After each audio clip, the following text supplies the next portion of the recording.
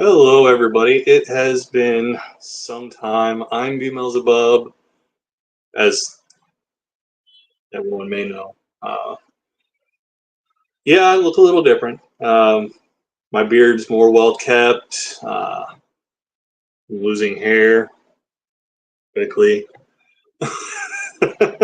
but such is the progression of time. Yes, that's generally how it goes. So I figured that I would just do a live stream, kind of off the cuff. Maybe do a drinking stream. Hopefully, people come in. I hope I'm not doing this too early in the day, but we'll see. And for those of you who are curious, the beer I'm drinking is from Land Grant Brewing Company. It's their Beer Zelt, which is an Oktoberfest. Um, yeah. Hi, Julie. How you doing? I hope I'm fine, because, you know, okay, apparently I can't. Weird. I can't. There it is. I don't tap the three dots. I just tap the comment. Cool. But yeah. So just here having a drink. If anybody would like to jump in, I put the link in the group chats that I'm in. Sent out a couple more in DMs. I probably should have prepared a little better. um, you know, but what you gonna do? It is spooky season, so you know, something kind of funny actually with spooky season. Just changed a tire in the mud Sunday. Oof. Yeah, I forgot. Hurricane Helene's pounding this out pretty badly. Actually, where my dad lives, he lives in the south, not the deep south, but the south. Um, the town he's in actually has had pretty nasty flooding. According to him, you can't go anywhere without there being a tree branch blocking your way or a flood blocking your way. Now, in a town nearby him, that downtown is completely gone. It's leveled. They got hit with such a bad flash flood that it is just non-existent. All right, Julie, I am so glad you're safe. You and Junk Shop both, uh, and everyone else everywhere. Because Helene is one hell of a storm. But yeah, it's man. I can't imagine living in an area where hurricanes hit with regularity. Because holy shit, like the amount of damage that gets done pretty much annually. That has to be rough to contend with, to be honest. But yeah, with spooky season, I sell blood plasma twice a week, which is the legal cap that you can do. Uh, and for spooky season, they decorate it a little bit, and in the entryway, they have this inflatable arch of a vampire, which I thought was hilarious. Yeah, I mean, it makes sense. They take your blood. So do vampires. It's, you know, one of those things. I completely forgot to take a fan out to Alex. If you'll give me just 1 second, I'll be right back. So sorry to do this so early in the stream, but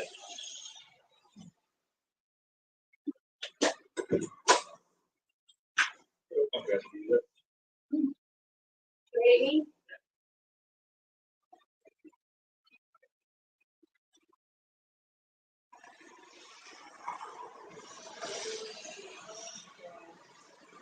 That's fine.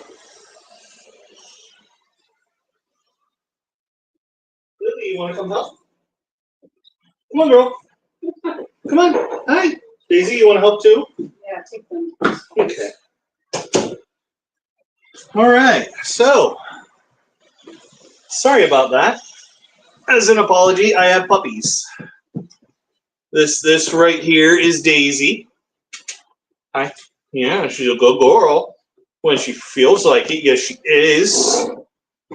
And this little pain in the butt right here is Lily. Hi. Are you trying to get your tongue in my mouth again, Daisy? You're a good girl. You're just a pain.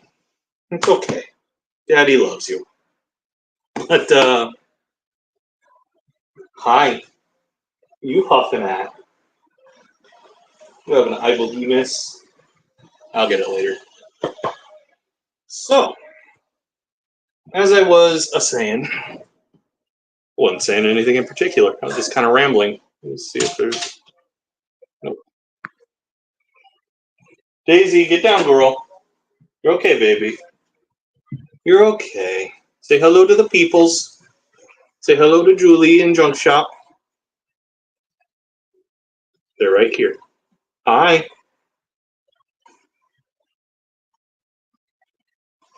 I appreciate you, Julie. Thanks for sharing out the live stream. Oh, yeah.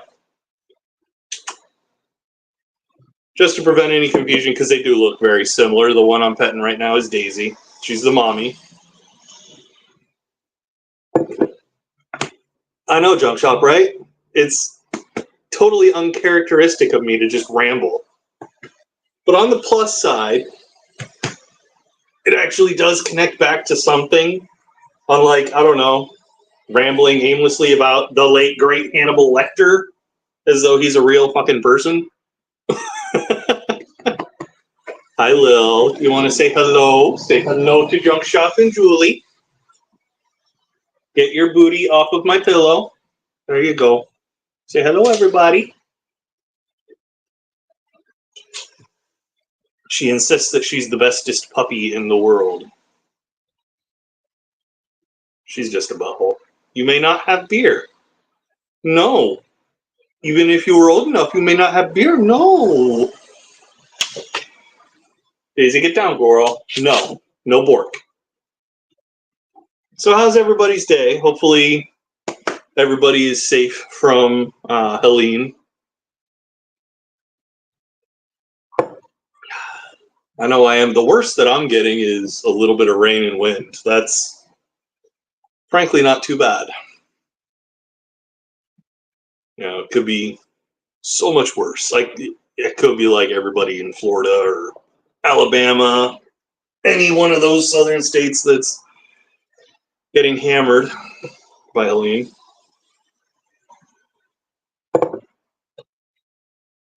Hi, Lil. Everybody sees you.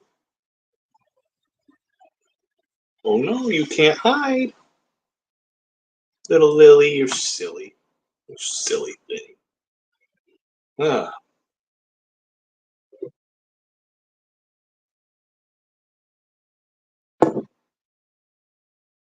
I don't think I'm doing too bad. It's admittedly, after a year of not doing anything, I'm not surprised that I don't have a very big audience right now. Got a bunch of rain, but none of our highways fell into the gorge. That's good. But I'm not in North Carolina. Yeah. Daisy, honey, what's the matter? Come here. Daisy, come here. Yeah. Hey, hey. It's okay, honey. Come here. Come here. You're okay. Hello, everybody. How's your day going? Oh, is that so? It sounds like you got something to say, little one. I'm going to showcase what everyone actually wants to see, which is the puppy. Yeah. Or sweetheart, aren't you? She's got the poutiest eyes of any puppy. I wish she would turn her head to you guys so you could see. Yeah. But yeah, I know y'all want to see the puppy. I'll admit it, the puppy is infinitely cuter than I am. Let me try to turn these books so there.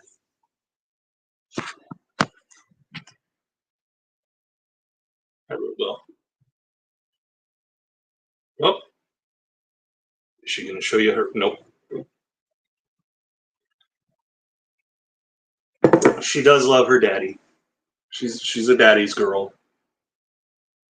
Quint's girl sometimes, but sometimes she's a daddy's girl. Aren't you? You sweet little thing. Yeah. You have a boogie. I saved you. But yeah, so the goal of this live stream, I can't remember if I mentioned it or not. My brain's been kind of all over the place. The point of this live stream is to raise funds for laptop. The one I'm after, I don't remember the specifications on it. All I know is it's like $375 at Walmart. The reason I'm going with that model, one, it's got enough power to handle editing video, doing live streams, all that fun stuff. Two,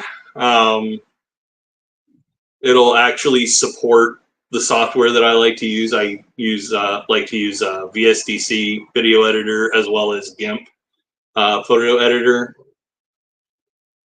And I would use Alex's Chromebook, but Chromebook doesn't support either of those. So,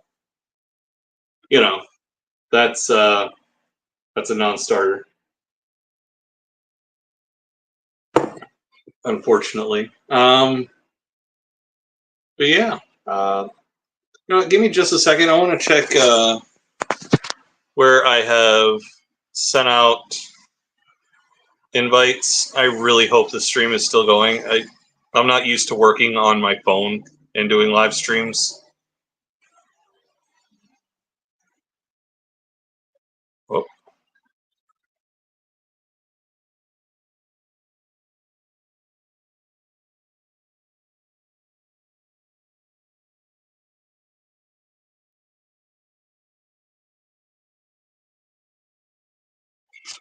All right. Now, hopefully I get some more viewers in here. Like I was saying a few minutes ago, I haven't done this in like a year.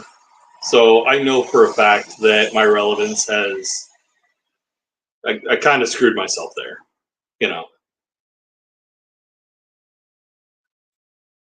I'll message if anything gets weird. Okay. Yeah, no, I know full well that I'm not the most relevant YouTuber anymore. Not that I ever was terribly relevant. I was a small channel. It's all good. I liked helping the people that wanted to have bigger channels on their way. Hence my Apostate Interviews live streams, which, if I'm able to get a new laptop, I get to start again. Other projects I'm looking forward to. Hey, Randall, how you doing? Good seeing you in here. I've got my criticisms of the Catholic Church show. My What It's Like series. So it's not called What It's Like. What did I call those? Blank experience on the internet. I've got women's experience, at least a couple of them. I want a trans man's experience on the internet because I'm curious how it is as a trans man. I would say man's experience and, just leave out the trans, but men have it pretty easy on the internet. Speaking as a cis man, I know. The worst I get is the occasional troll, but I also have a couple trans women's experience on the internet. I'm looking to continue that series. A few more, but I don't have a computer to access my my hard drive, so I can't see all the different series I've got. And to be honest, I haven't really looked at my channel all that much. Interestingly, I've been getting more engagement on it lately, which I think is funny. I'm not sure why. I've actually got about as many views and watch hours on my channel right now than I did when I was still active weekly. Figure that one out. I can't.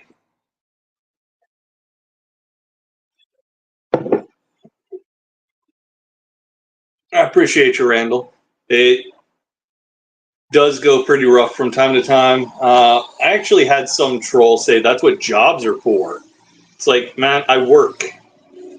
I am looking for more gainful employment. But as of right now, all of my money goes towards bills.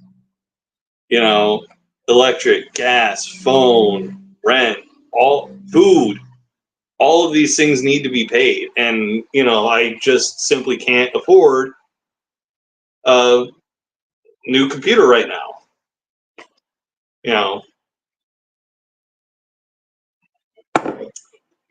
Like you said, Randall, times are tough. Paraphrasing what you said, I should say. But I don't know. Julie, I don't believe I'm following Randall, so I don't know if I can send them a message. If you could send them a link if they'd like to join in the chat and, speak more directly, that'd be pretty cool. But I have no earthly idea how to get a hold of Randall, unless you want to get with me yourself on Twitter is the easiest place to find me. The way to donate, I have it in the description, down that way. It's my Cash App. It's basically the only thing I've got. I have Venmo and PayPal.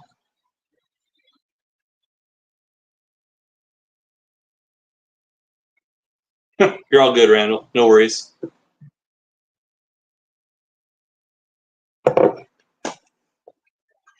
But yeah, car went by. That's an interesting way to lose signal. Yeah. But any help I get, whether I get $5 or the full amount that I need, I appreciate it greatly. Actually, let me go ahead and I'm going to grab Cash App, all that jazz real quick. If my phone will cooperate, that would be lovely.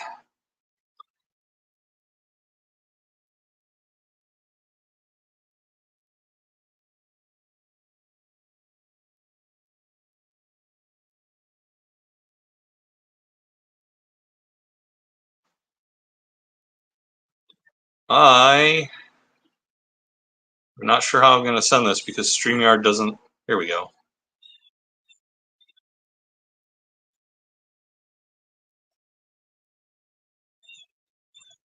Can I pin it? I cannot. Oh, wait, there it is. Start of the comment. Now,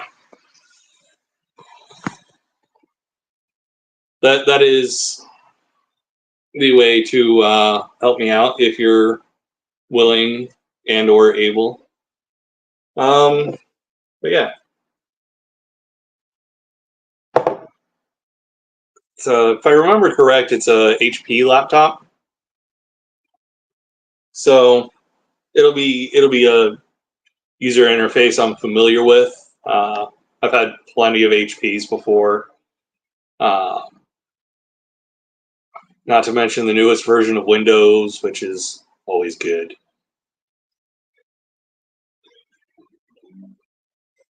Tell you what would be really cool is if we could get some people in here and have a old school drunken bub thing, because I got some left. Come on. There we go.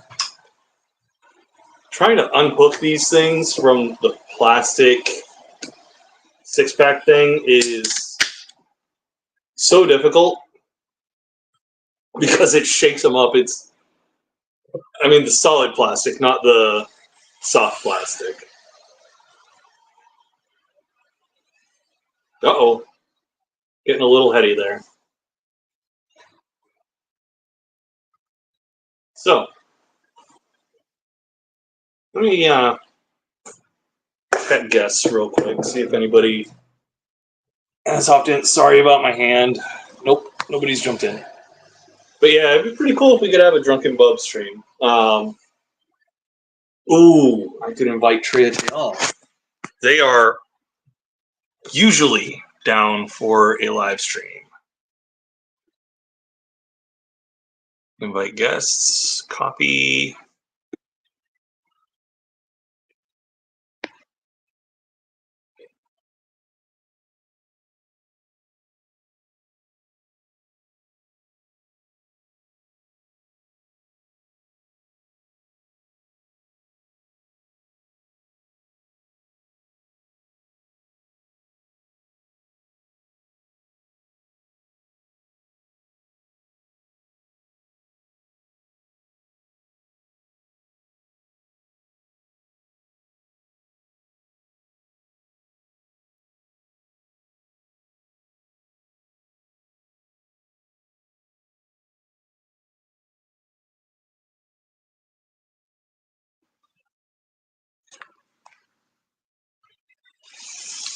Let's see. Hang on, sorry. I know this is confusing. Okay. Wow, this phone is really a pain. Hi, Daisy.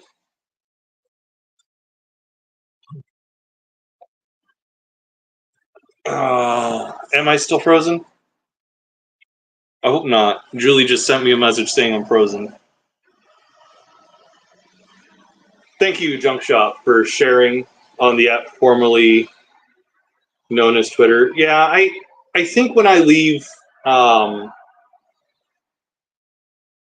don't think StreamYard has an app as far as I'm aware, so I'm on the actual website in my phone's browser. So,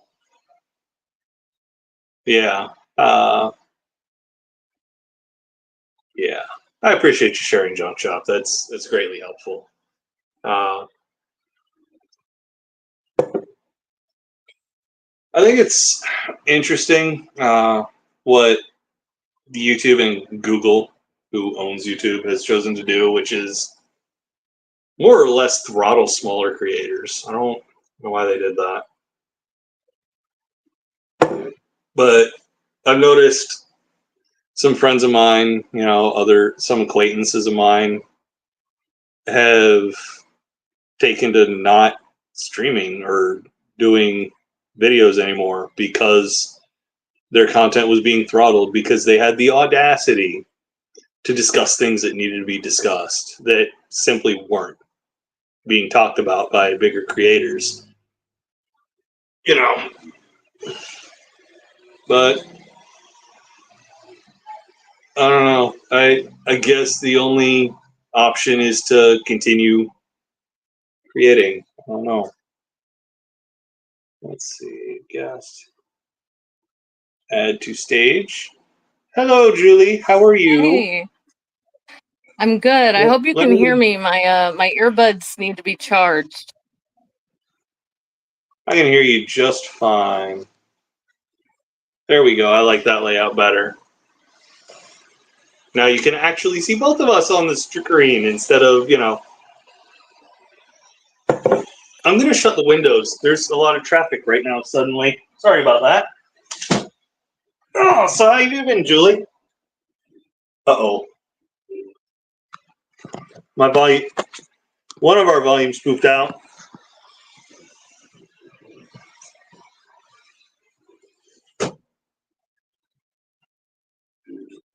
I think it may.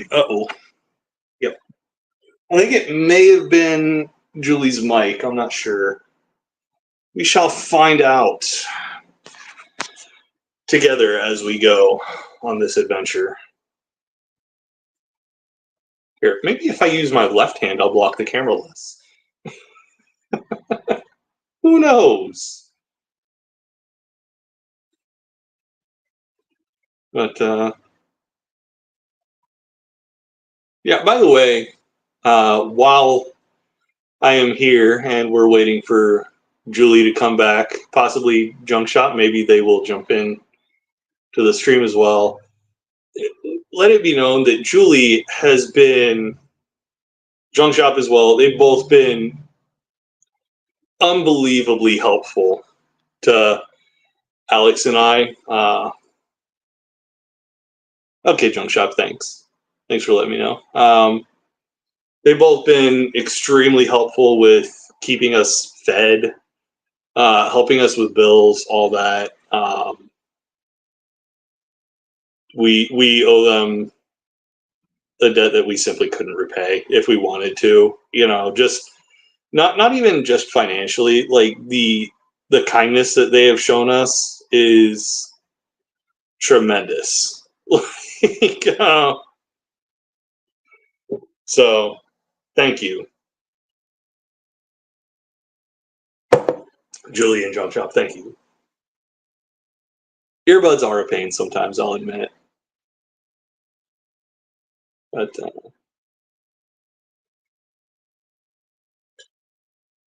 hey, Daisy. I know everybody wants to see the puppy. She's a sleepy girl. She thinks she worked very hard.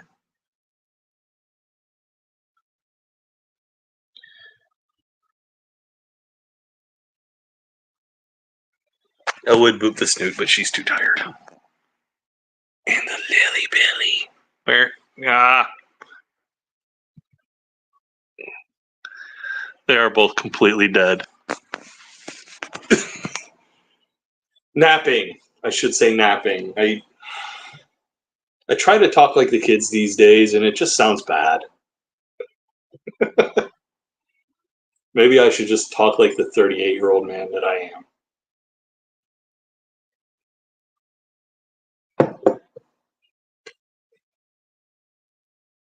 All right, Julie. Take all the time you need. Earbuds, admittedly, can be a pain. I considered using earbuds for this, but no. I have the cheap $20 earbuds from Walmart. That'd just be a nightmare. Right, Daisy? She's a good girl. She wants all of you to know.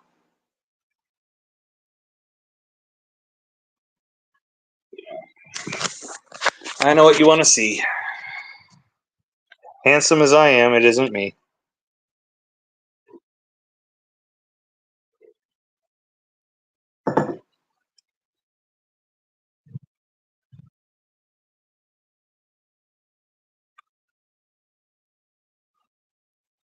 She is a sweet puppy. She really is.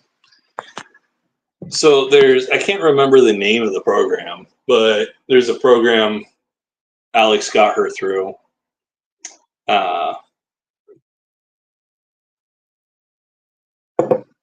That helps people get service animals, like low-income people who are in need of service animals. They just give you a dog, which is awesome. But what's supposed to happen, the dog is supposed to be fixed or neutered or spayed. So we were told that Daisy there was spayed. That little one laying right there is evidence that she was in fact not spayed.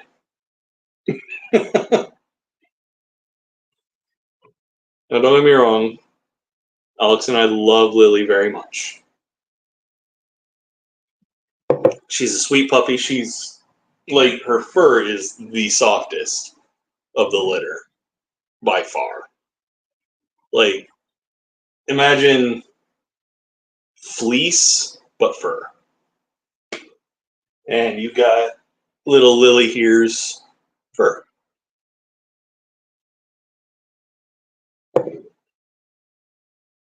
So yeah, it's been an adventure. I mean, it was really great.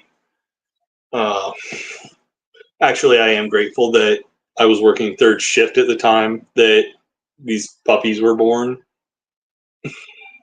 Because if not, my sleep would have been horribly interrupted, and interrupted sleep to that degree while working in manufacturing is just the worst idea. I would know. I've actually done it before.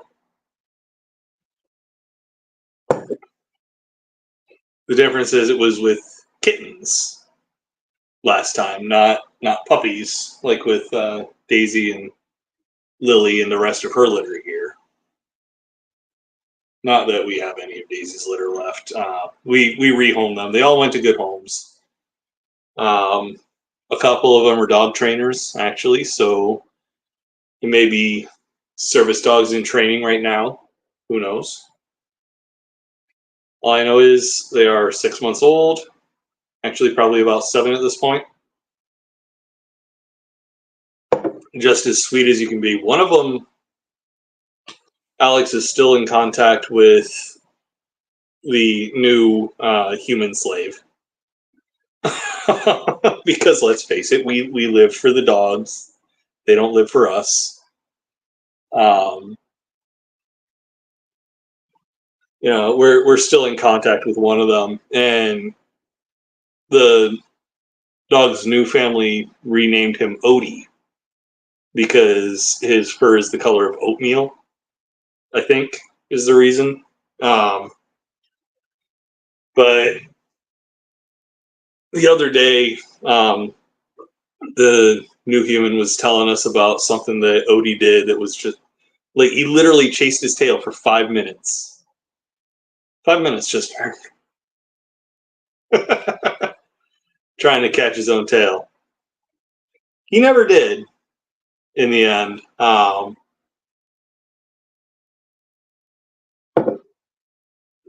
a guest. Julie, welcome back. I'm back. How's it going? It's going well. Can you hear me?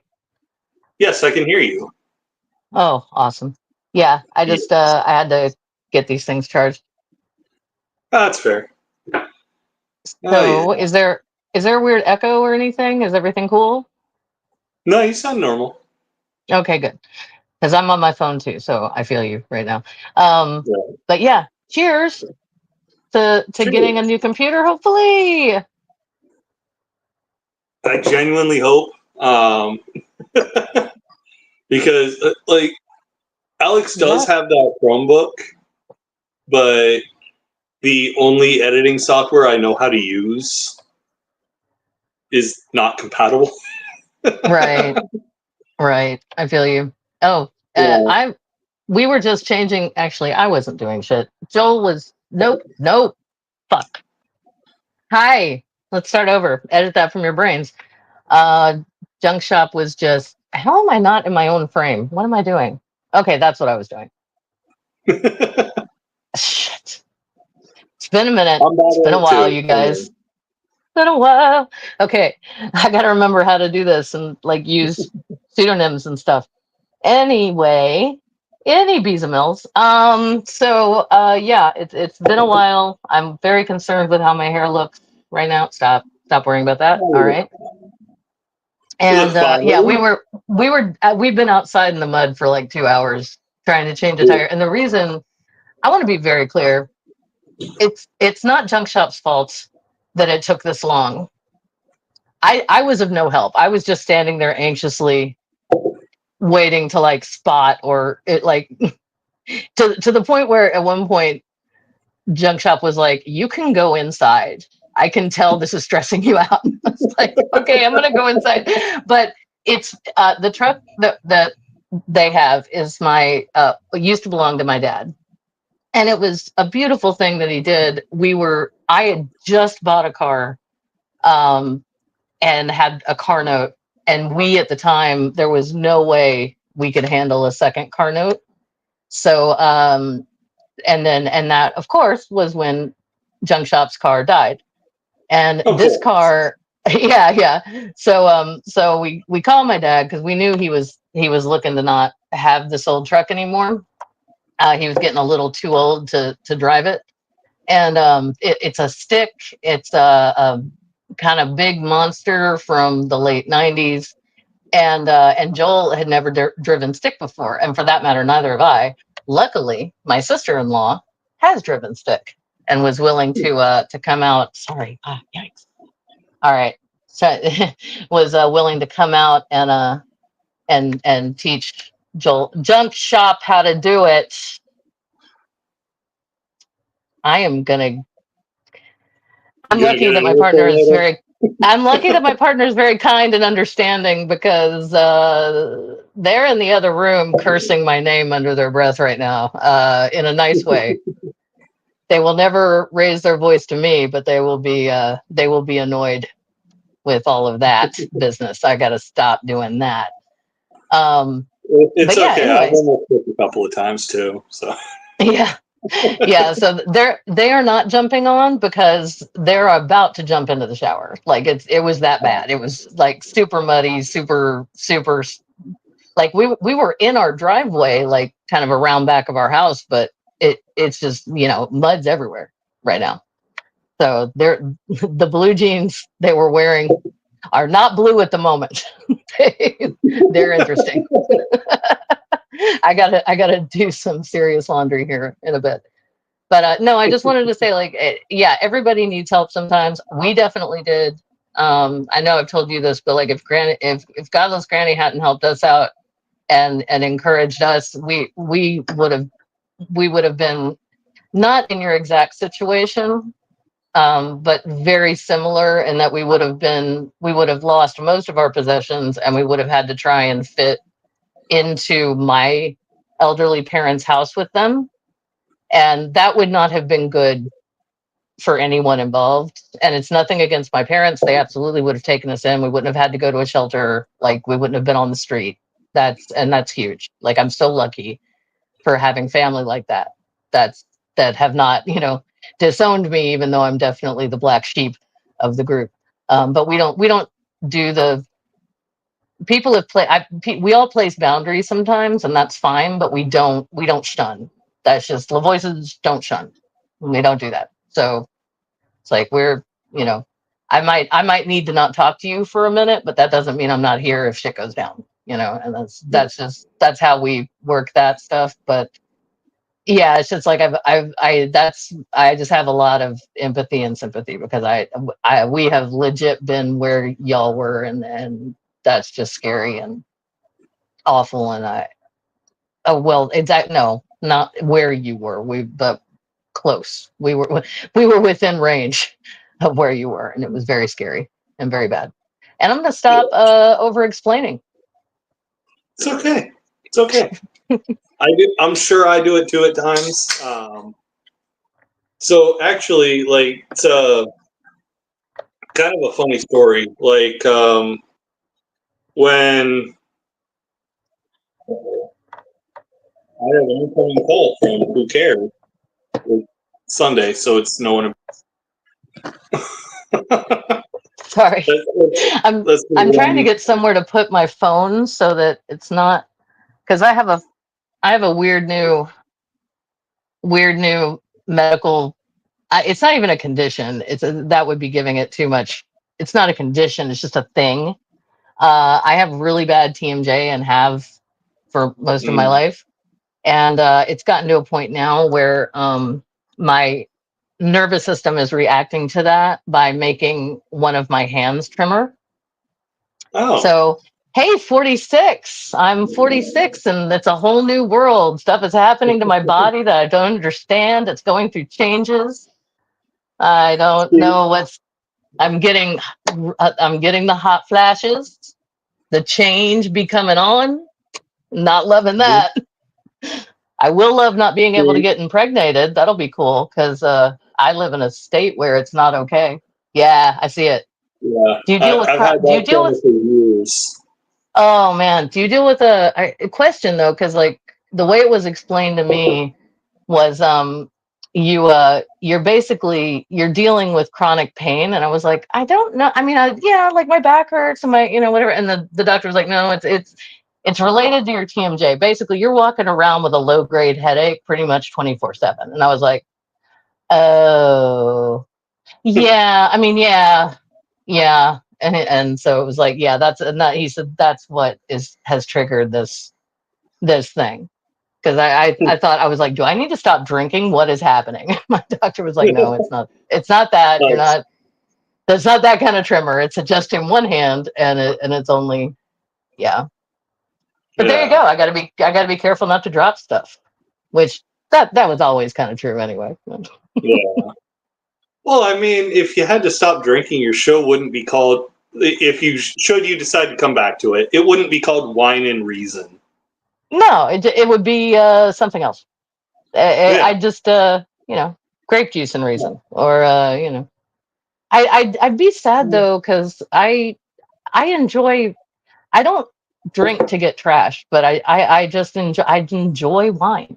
I don't even like I was at brunch a couple of weeks ago, like the middle-aged woman I am. I was at brunch with a friend at my old college bar though. Okay, so I'm still legit. I just Okay. we're there with all the other freaks we used to hang out. But anyway, so we're at our old college bar and we've been friends since college. She's the best. She's amazing. Shout out, yo. She is not going to see this, but shout out. But we're there, and I didn't want a Bloody Mary because I didn't want to get the heartburn. Again, middle age shit going on.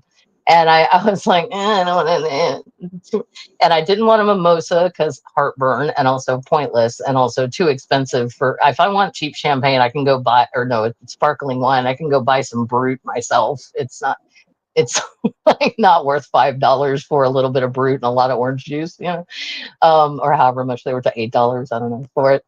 So I didn't want that.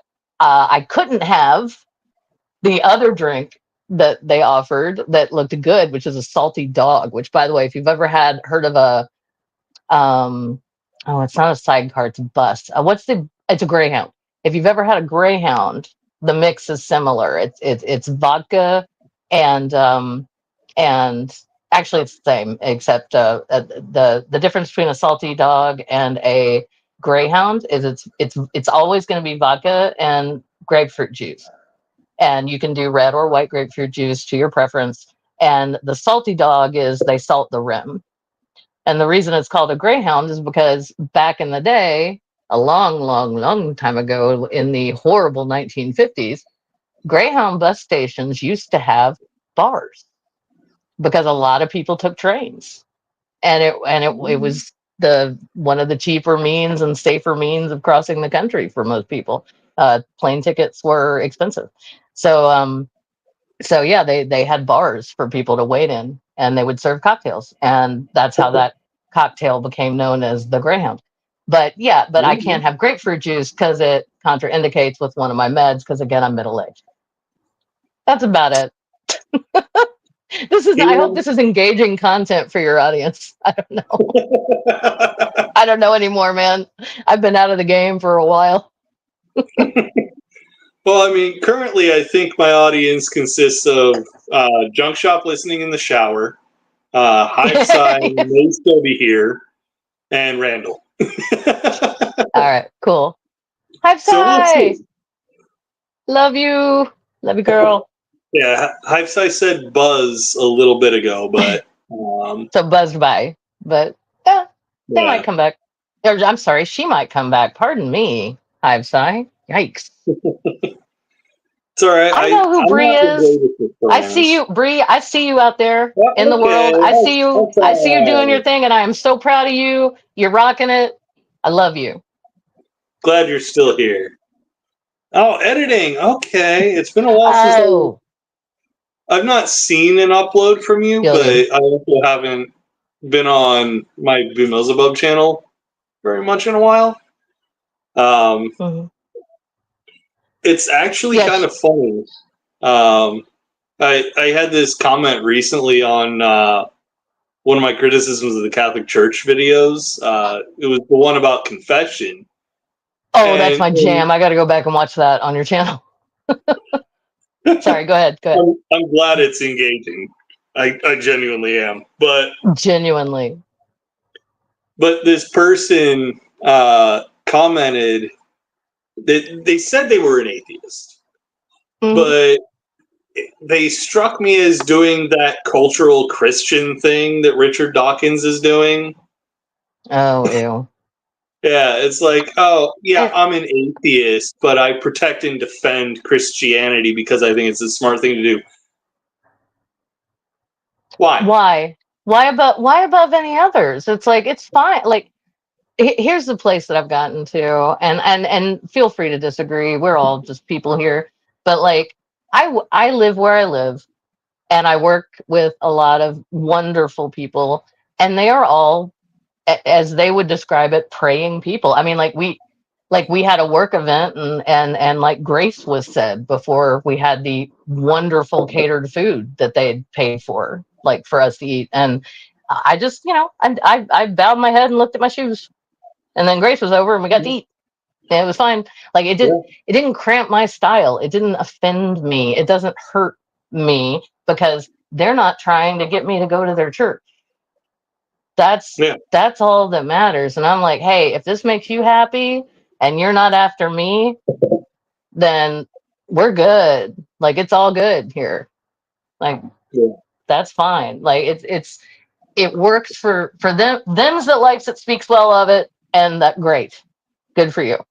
It's I just never Yeah. want to have another tearful, and it comes from a place of love, and I realize that I just never want to have another tearful conversation with an immediate family member who's like, I'm just afraid we're gonna get to heaven and you're not gonna be there. And I'm like, I'm fine with that, actually. That eternity is a terrifying thought to me. I cannot even with that. I'm not a praise him every day forever person. I can't handle Yeah. any of it. But again, if that's what you want, if that's you, you do you, boo. I'm good. Yeah. I'm good where I'm at. Like I don't, just started my 38th spin around the sun. I just leave me alone. Leave me Yeah. alone with the religious nonsense. I don't care. Yeah. I mean, I still call myself an anti-theist because I think the world would be better without religion overall. I'm not one of those people that's like the world would be perfect. No, I'm not delusional. no. You But know, and not all groups are created equal, and not all, mm-mm. not like my thing with why I'm like, oh, you went after the Catholics. I want to know everything. Tell me everything, because that's where I came from, and I know how evil the evil that institution hath wrought throughout history. And I mean, it goes back to colonialism. It goes back to Yeah. the slave trade, just everything. And so I'm like, yeah, let's talk about the Jesuits and how messed up they are. Let's do that. Let's talk about like all of it. I'm fine with that because I know that, and I can speak from my own a place of like, yeah, I was raised in that.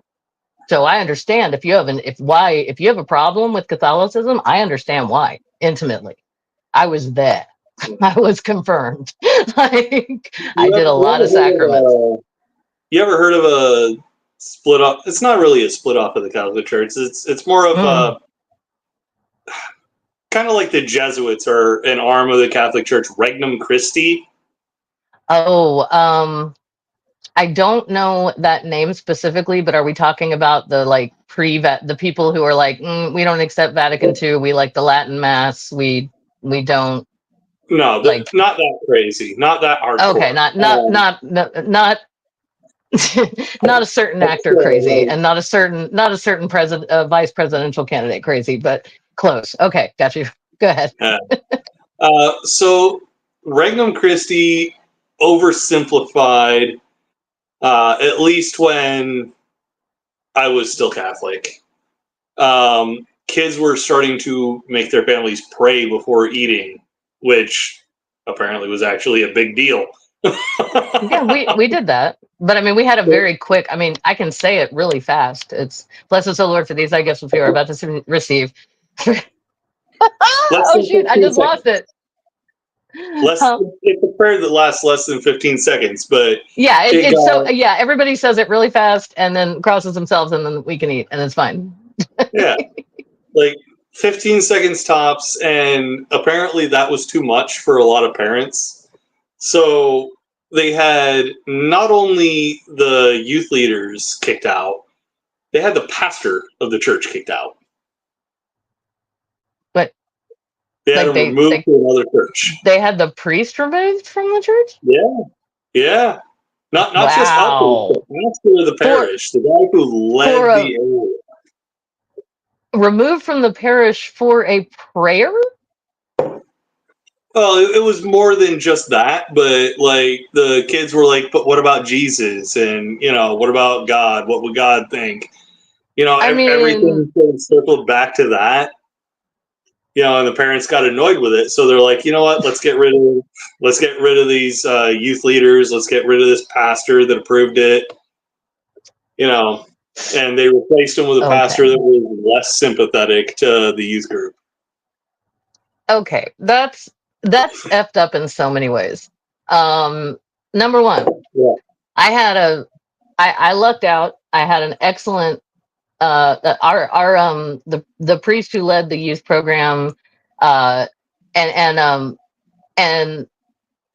let me see. Okay, yeah. When I was in high school here and getting confirmed and all of that stuff, we had a really great priest at our parish, and he one of the rare ones. He had a program that he coordinated with one of the children's hospitals here, and I'm not gonna say one of the big names because I can't remember honestly in this moment. Please remember this was back in the '90s. It's been a long time, and yeah, it's been a while. So but he didn't lead like every youth meeting. Like he would delegate the meetings, to someone else, but he came in whenever he could and he was very involved. And and he was very involved, particularly when everybody was like seniors in high school and getting confirmed. Like he was the guy that you did your like pre confirmation confession with, and he gave the coolest penances. Like it wasn't just like say the Hail Right. Mary this many times, say the Our Father this many times, pray the Rosary. No, it was I went in and I talked to him. He had it was very open. He had us come into his office instead of like go into the confessional, which if I'm sure you've Yeah. had that experience. Yeah, it's a little spooky. So yeah, so it was less anonymous, but he was just like, and it kind of an open door policy. Like the door wasn't open while we were confessing, but he sat across the room. Like he made it very clear this was a safe space and nothing weird was going to happen. And he was just always like that. Like everything he did, his demeanor. Um, I'm sorry, I jumped subjects. But like So one penance he gave to a friend of mine, and I only know this because my friend told me, because the priest would never have said this. He said he told me to write a song about what I was dealing with. And the guy played guitar and wrote songs. So I was like, that is so cool. Like the kid did. He played guitar and wrote songs. So, and he knew him like that. Yeah. And then for me, he said, I came in and I was having some issues with my mom, like a lot of teenage girls and moms do. And he said, be nice to your mom today. And I was like, that's it. And he's like, just for today, just for the rest of today. See how it goes. And I was like, okay, that's reasonable. I can do that. I mean, it didn't fix everything that was wrong with our relationship by any means, but it reminded me that I don't have to come at her. I didn't have to come at her from a place of anger each time. But the yeah. last cool thing about him that I will mention, just about this one guy, and then I'll shut up and stop talking about it. But my point is that like not everybody's a dirtbag just because they devote themselves to a religion. There are good ones. There are diamonds in the rough out there. This was one. But he had tattooed on his arm uh, the uh, the names of three kids, um, and they were all do you have you ever heard about this? Was something I didn't know about. My mom had to explain it to me, but because it stopped happening in the U.S. for us. But my mom remembers this being a thing. Do you remember the term "blue babies"?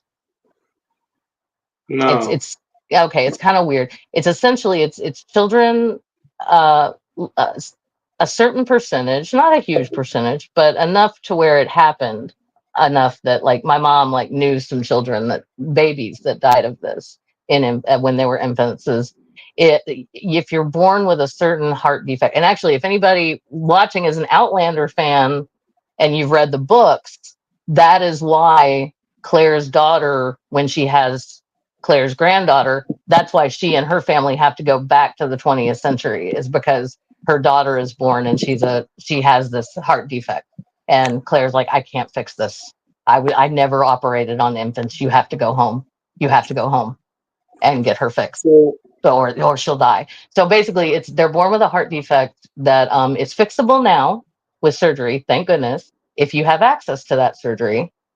But the reason they were called blue babies is because they didn't get enough oxygen, and they turn blue and then asphyxiate over time.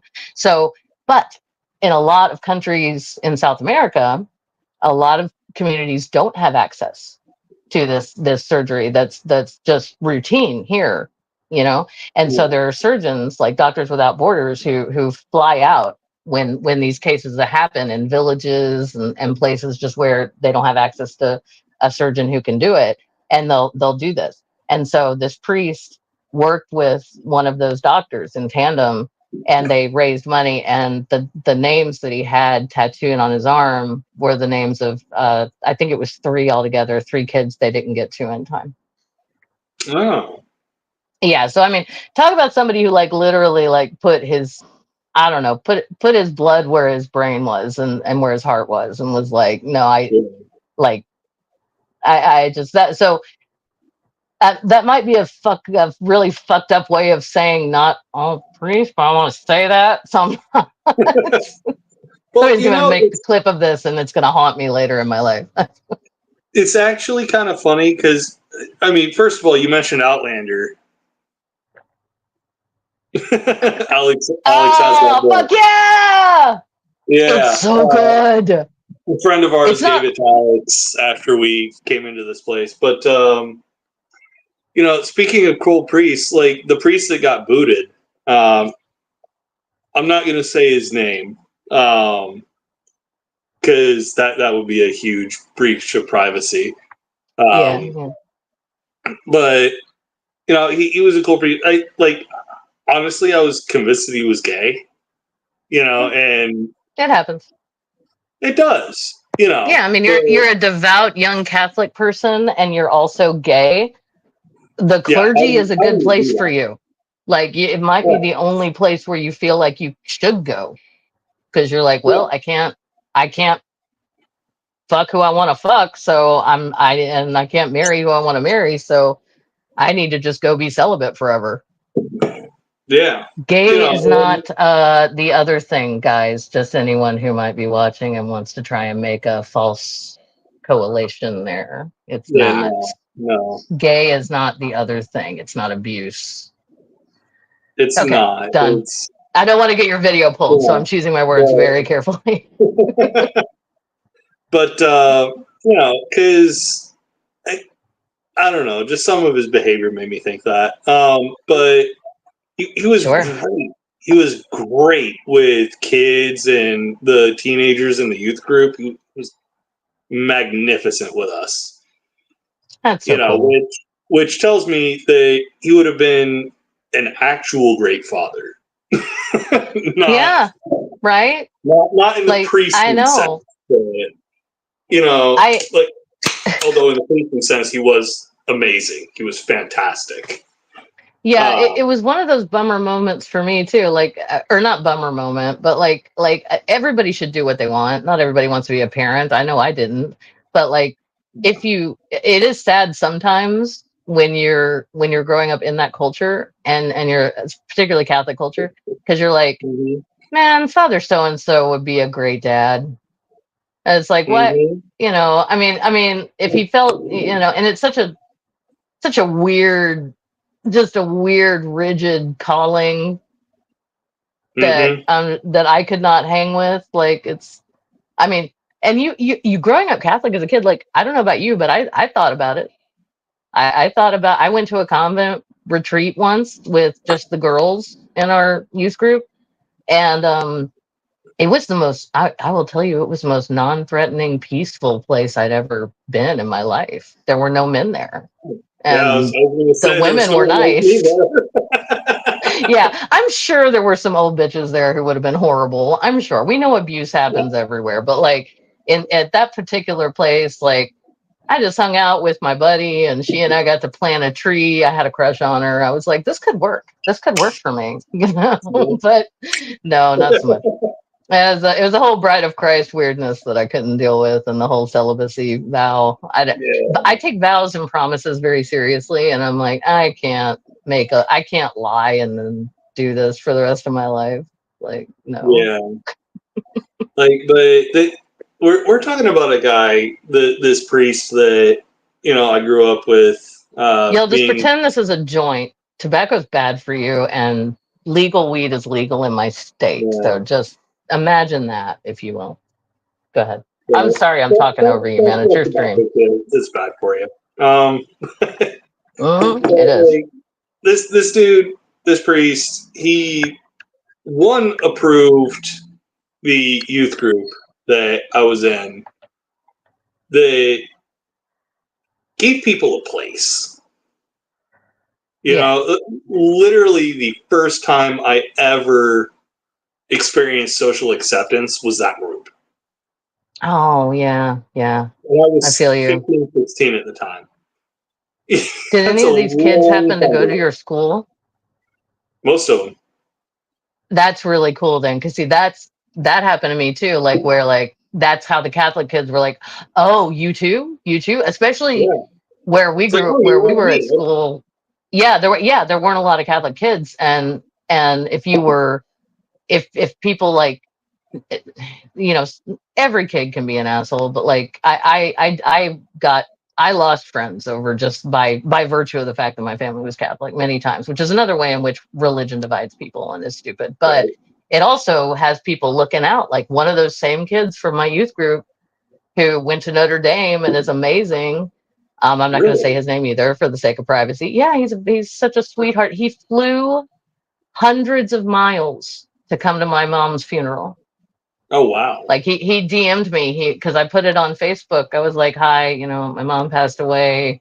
Her funeral is going to be if you want, it's going to be on this date. If you want the details, just send me just DM me."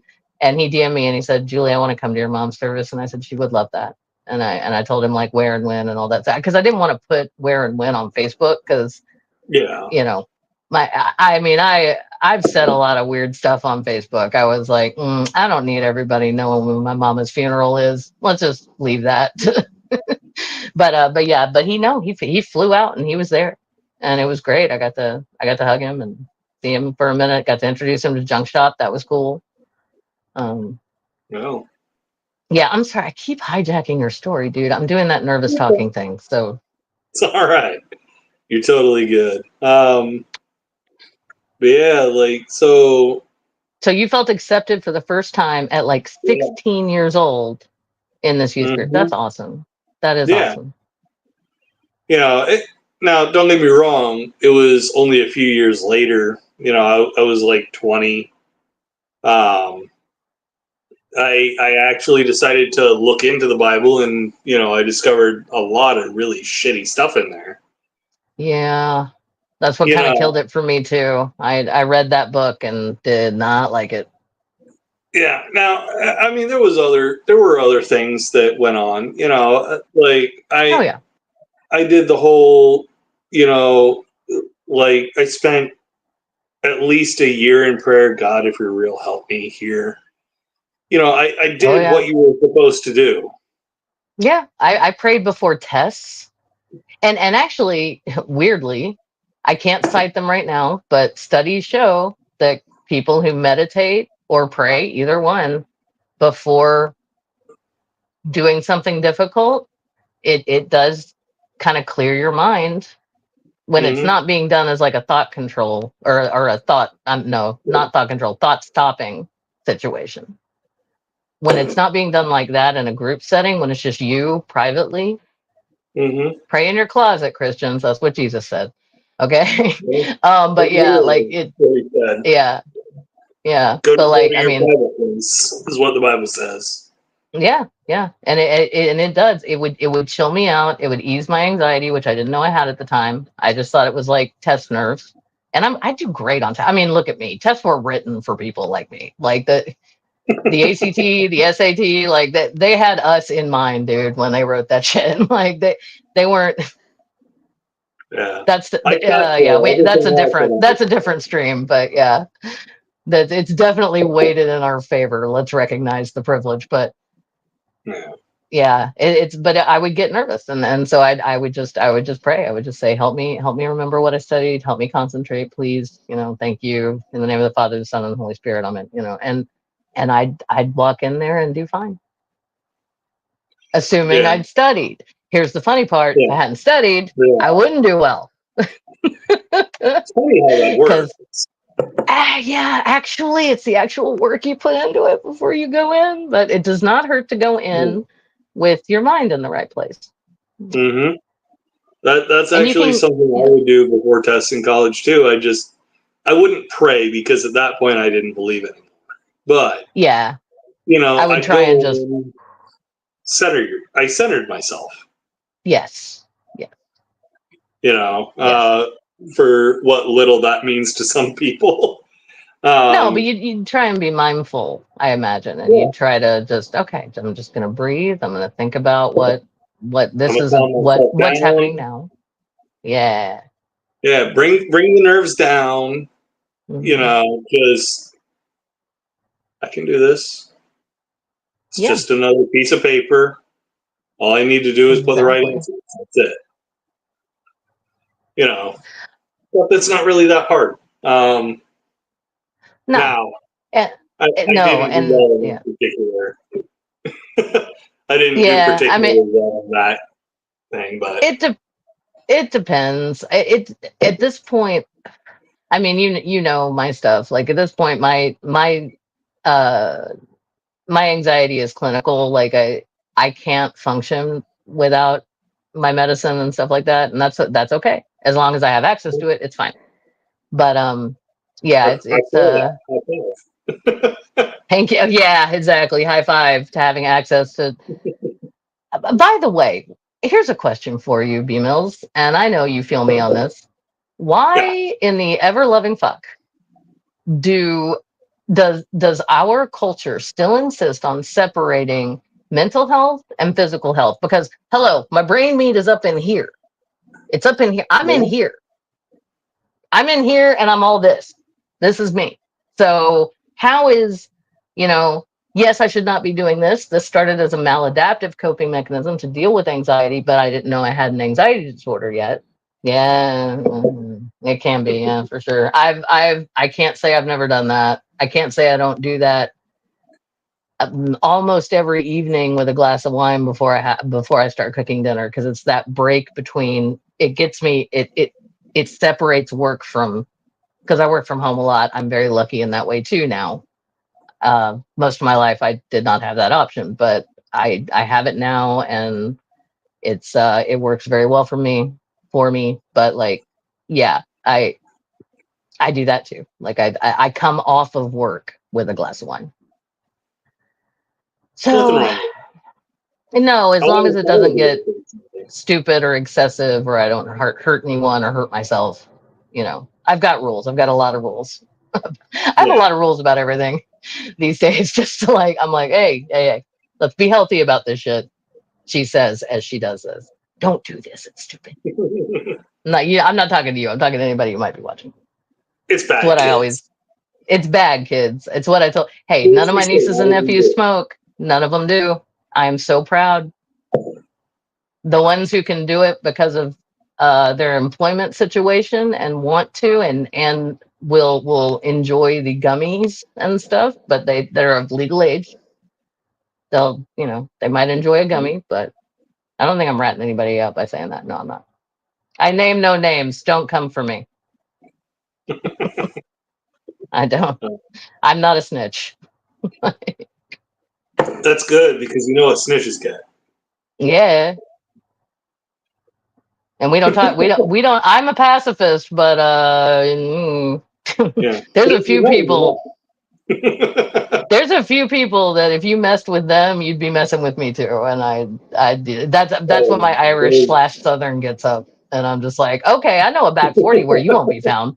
Let's. No, I'm kidding. I'm kidding. I just heard a junk shop whistle from the other room. That's the. You said too much. Okay, I'm kidding, guys. It's a joke. I have a story. I have a weird story about. Yeah, I have a weird story about. It's not. I didn't do anything. Don't worry, JSL. I didn't do anything. You know this story already. I met an old dear friend. Hey, love you. Anyway, I see Alex in the background. Love you. An old dear friend brought was visiting our town because she grew up here, and which is how we know each other. And I've known her since I was like 16. And I think I was 16. I think she was 18 when we met because she'd already graduated high school. I was still in, but we ran with a lot of the same people. Anyway, she just got she's a widow, and she recently started for the first time. She's got a new gentleman friend. And it's the first time since her husband passed, and she wanted to bring him home and get the hey, come meet my old friends, and also I'm gonna put Julie in her as my pacifist friend under duress and make her do the Southern "don't fuck up with my girl" and I won't fuck you up speech, basically. Yeah, and I'm like. And she's like, I didn't know she was going to do this. She sprang it on me, right? So we're about to go to trivia night. We stopped at a bar. It's a pub, actually. It's an Irish pub in town, and we stopped there. Yeah, it was very cool. We're on the patio because of me. They didn't need to be on the patio over anybody else. It's just me now. I'm the last stupid friend of mine still doing this stupid shit. But and so we're sitting there, we're meeting the new boyfriend. He's a Yankee, he's lovely. I only say Yankee because I can. It's just funny. I usually don't make that distinction, but he's literally from, I want to say he's from New York, but he might be from Chicago. So I might be really messing up there. And if that's true, sir, I am sorry. I apologize, but he'll never see this. But anyway, he's a sweetheart. I loved him to pieces from the minute I met him. And, but she kept doing this weird, like giving me this look. And then she came over and like sat down in an empty chair next to me because there was only like four of us there. And she sat down next to me and was like, do the thing. And I was like, what do you mean the thing? She was like, and I was like, oh God, really? Seriously? I have to do the speech? And she was like, do the thing. It's not real unless you do the thing. I don't know what it is that's in us that we do this, but it happened to Junk Shop when we started dating. Every person, particularly male person in my life that I introduced them to, said the same thing. You seem like a nice person. Break her heart, I'll kill you. That kind of shit. And it's so fucked up. Anyway, so I don't like participating. It's a bad thing we learned from our dads. And we do. You learn it from your dad. You learn it from your uncle, from your brothers. I mean, everybody. Like, it's just so. Apparently, in this case, I was acting as the brother/father figure in the situation. That doesn't matter. Whatever. We're modern women. Okay. So I'm looking at this sweet guy, and I'm like, okay. So here's the thing. I'm only saying this under duress and because I have to. It's a cultural thing. I'm the only one at this table with the accent. Like, you're from where you're from. Our other friends from California originally, and Shayna's from here. So I just got it. Okay, fine. So I said, here's the thing. You seem like a really nice guy. As long as you treat her right, you're right with me. You hurt her, and there's a back 40 where no one will ever find you. And he was like, he looked scared. He looked genuinely scared for half a second. And then he laughed. And then Shayna and I high-fived and we were all laughing. And then I bought everybody at the table around. So I was like, I'm so sorry, man. She made me do it. See, there was a moment where I seriously did that sort of thing. So Alex and I, we're on our way back from dinner one night. And we take the bus everywhere we go because we don't have a car yet. So we're waiting at a bus stop. I'm sorry, I keep cutting my face off. I got to figure this out. Okay, I'm listening to you. Go ahead. You are having so much trouble with your camera. It's funny. I'm sorry. I don't remember how to do this. Oh, okay. Okay, go ahead. But this couple is fighting, and Oh, you're on a bus stuck with a fighting couple. Oh no, this is the bus stop. Oh, okay. Are they going to get on the? Okay. No, they didn't get on the bus with us. They were in the same sort of vicinity as us, and they were fighting. And Alex is way more outgoing than I am, by the way. Alex is the type of person who will prevent a fight. I'm the person who ends the fight. Oh, I hear you. Yeah. So if this dude, because he was following, apparently they were dating. He was following his girlfriend around after she told him to fuck all the way off. Oh, that's not cool. It's really not. But Alex went and got in between them. And, me from across the street, I'm over there like staring daggers at the guy. And, yeah. And, he takes a step towards Alex that I don't like. And oh no. He looks over in my direction, and I give him this look that you will be done. Yeah. Period. End of discussion.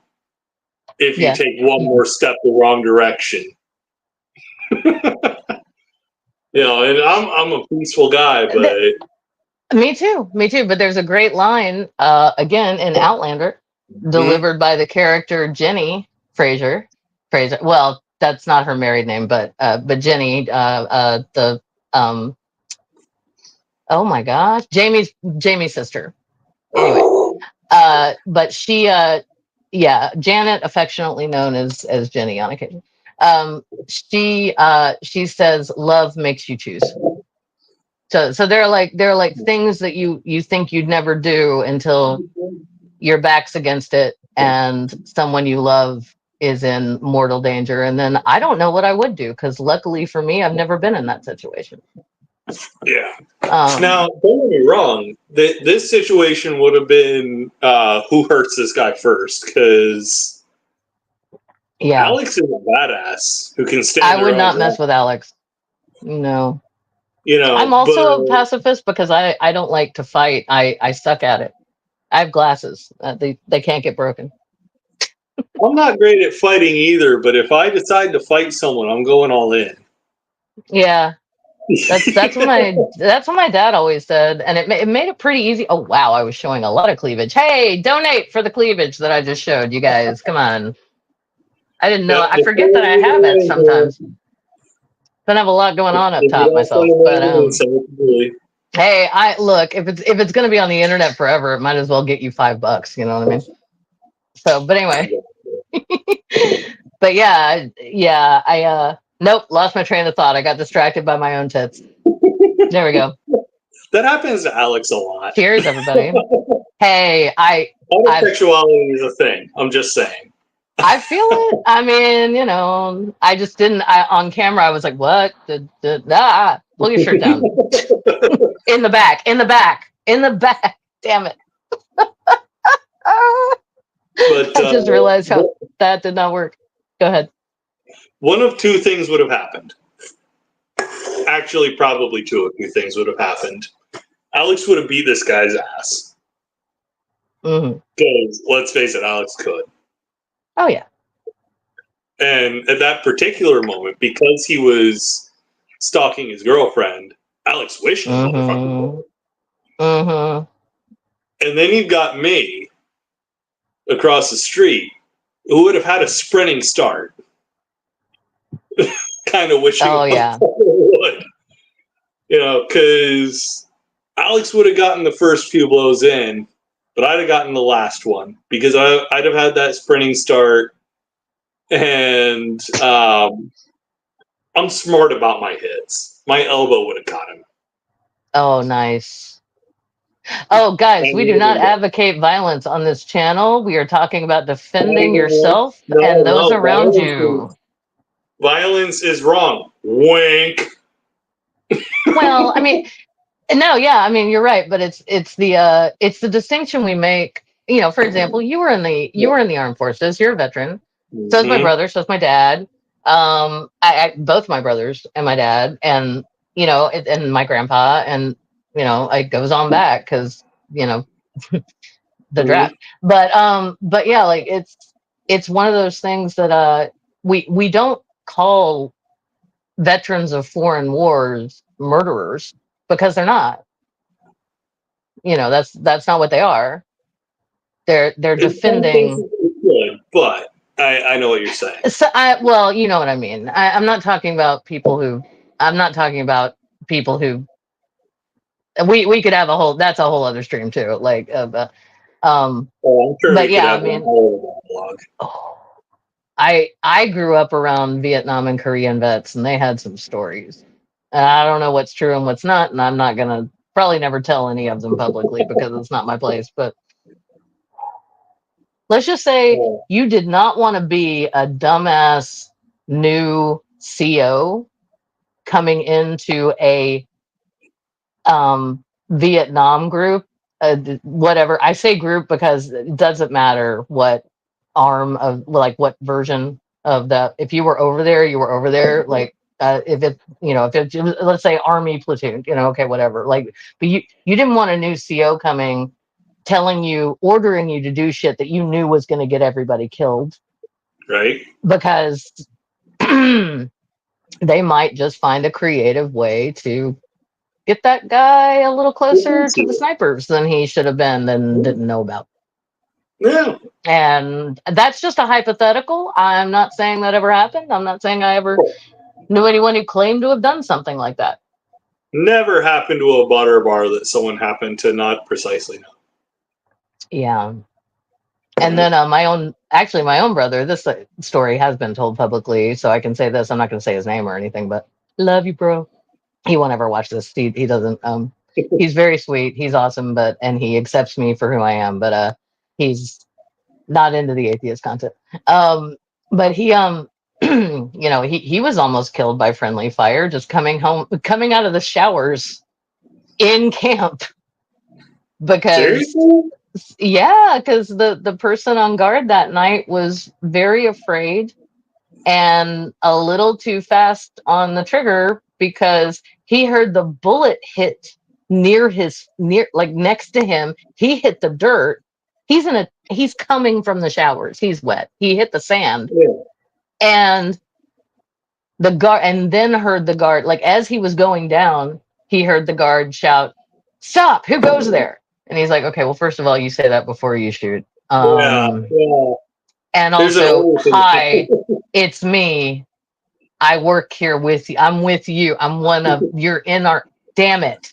Like, that's not what he said. And I'm not going to repeat what he said, but it was appropriate. It was an appropriate response to the situation in the moment. Hey, Jen with one N. Woo! Hold on. Why didn't it? There it is. Jen is with the granddaughter. So, oh, you're a grandma. Okay. Okay, I didn't know that. You, not to be like, you seem way too young to be grandmother. So I'm just, I don't know. That's probably my own ageism showing. I'm so disconnected from everyone right now that I'm trying to think. 2 granddaughters. Wow. Oh, wow. Congratulations. Jen is That's amazing. awesome. I love Jen with one N. She's amazing. Right on. 2.5 in 10 months. Holy shit. Oh, you got some Irish twins.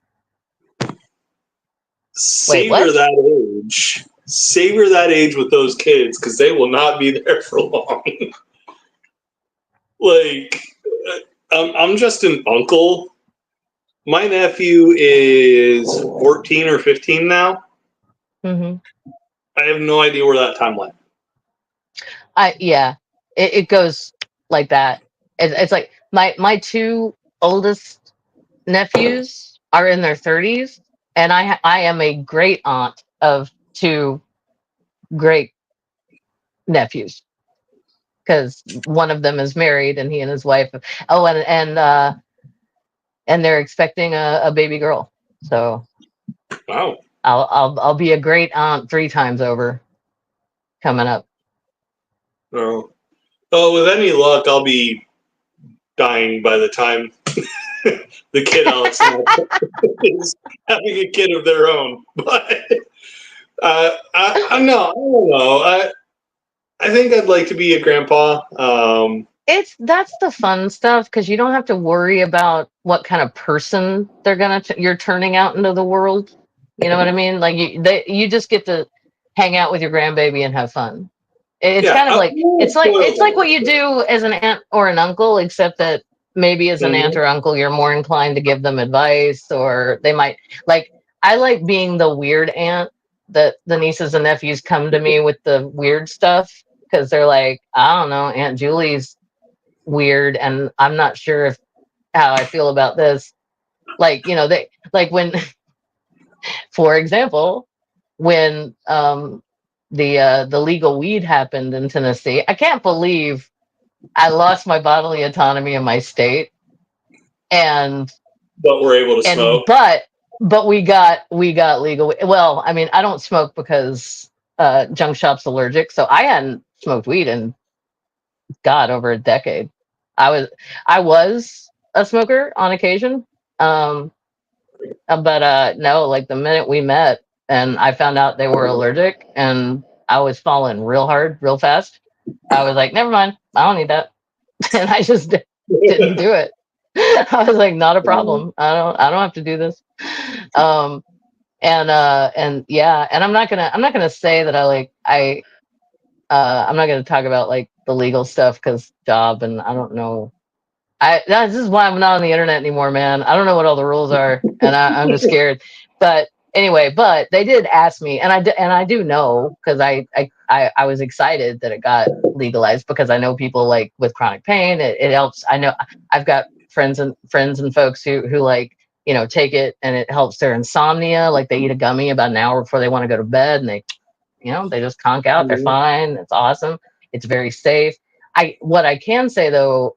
And so like when they asked me about it, I was like, yeah, and they were like, do you know anywhere where you can get it? And I was like, yeah, here's this dispensary, this dispensary, this dispensary. I was like, this one's probably closest to you, but it's up to you where you want, and I was like, they're 21, or they're older than that now, but like they were 21 at the time, like, and I was or older than 21 at the time, so I was like, yeah, you're of age, go do your thing, just make sure you have your ID, and you'll be good to go. Yeah. And if you need a ride somewhere, Aunt Julie's there. Yeah. Yeah. And I will say this too, like I never ever went, like even when I was in college and like some of my a couple of them were like right around 21 themselves. Like I was grad school, I would say. Yeah, grad school. And the older ones were turning 21. They never asked me, but if they had asked me for weed, I wouldn't have gotten it for them. Because I'm like, no, you get caught with this, you're gonna go to jail, and I'm not comfortable with that. I'm not gonna help you do that. Go find your own if you really want to, but no. And yeah, because I mean, it's just like at that point, your protective side kicks in, even though you're not their parent, and you're just like, no, I can't. But luckily for me, nobody asked. I just got to play in their D&D games. So that was cool. Now, I can honestly say 100% of the time that I was the cool uncle with my nephew. Mhm. He wanted to play Skyrim. Oh, that's a great game. Fantastic game. It's one of my favorites of all time. It's And the that says greatest a game I've lot. never finished because I can't bear to finish it. I've started it over so many times and every different character. Like, anyway, I'll shut up. But go ahead. Go It's ahead. Your great. nephew. I've played with mods. I've played godlike characters.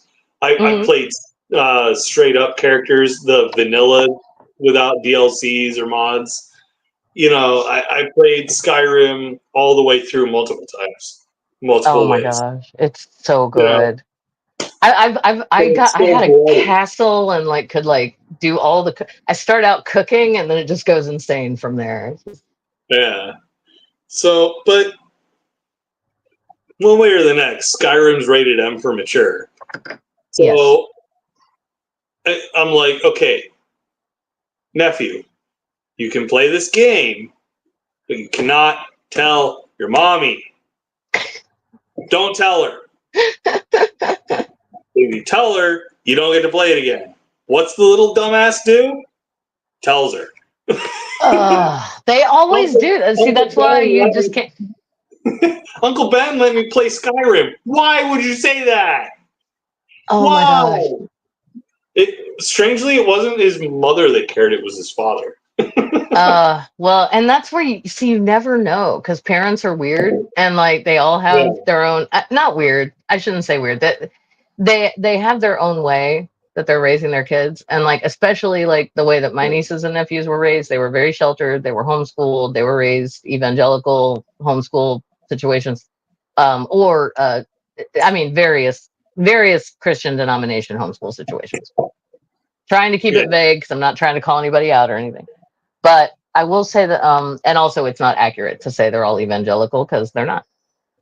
So, but like one of my one of my nieces came over as an adult, like grown ass, like out of college, grown adult, came over and wanted to play, no, wanted to watch Death Note, like the latest Death Note version that had come out, and it was I want to say it was it was the mixed live action. It was mostly live action, but the demon was animated one, so it The was that one. Netflix one. Yeah, it's a Oh, Death Note. It's an anime thing. Anyway, it's that's not important, but it is like TVMA and all that stuff because there's violence. I mean, there's straight up murder and stuff like that, and I knew the upbringing this one had had, and I was like, and that still lived at home at the time with the parents that and I was like, okay, is that, and at one point I just looked and I was like, how much trouble am I in if your parents find out, if your parental units find out that we're watching this? And I was so relieved when they replied back to me, they won't hear from me. I was like, okay, we have an understanding. That's cool. Because that was as close as I ever got to the situation you just talked about with your nephew with Skyrim. So I was like, now, you want to know the real irony? My sister gave me trouble over me letting my nephew play Skyrim, mhm. but she didn't give me a lick of trouble over letting him try beer. Wow. Well, I mean,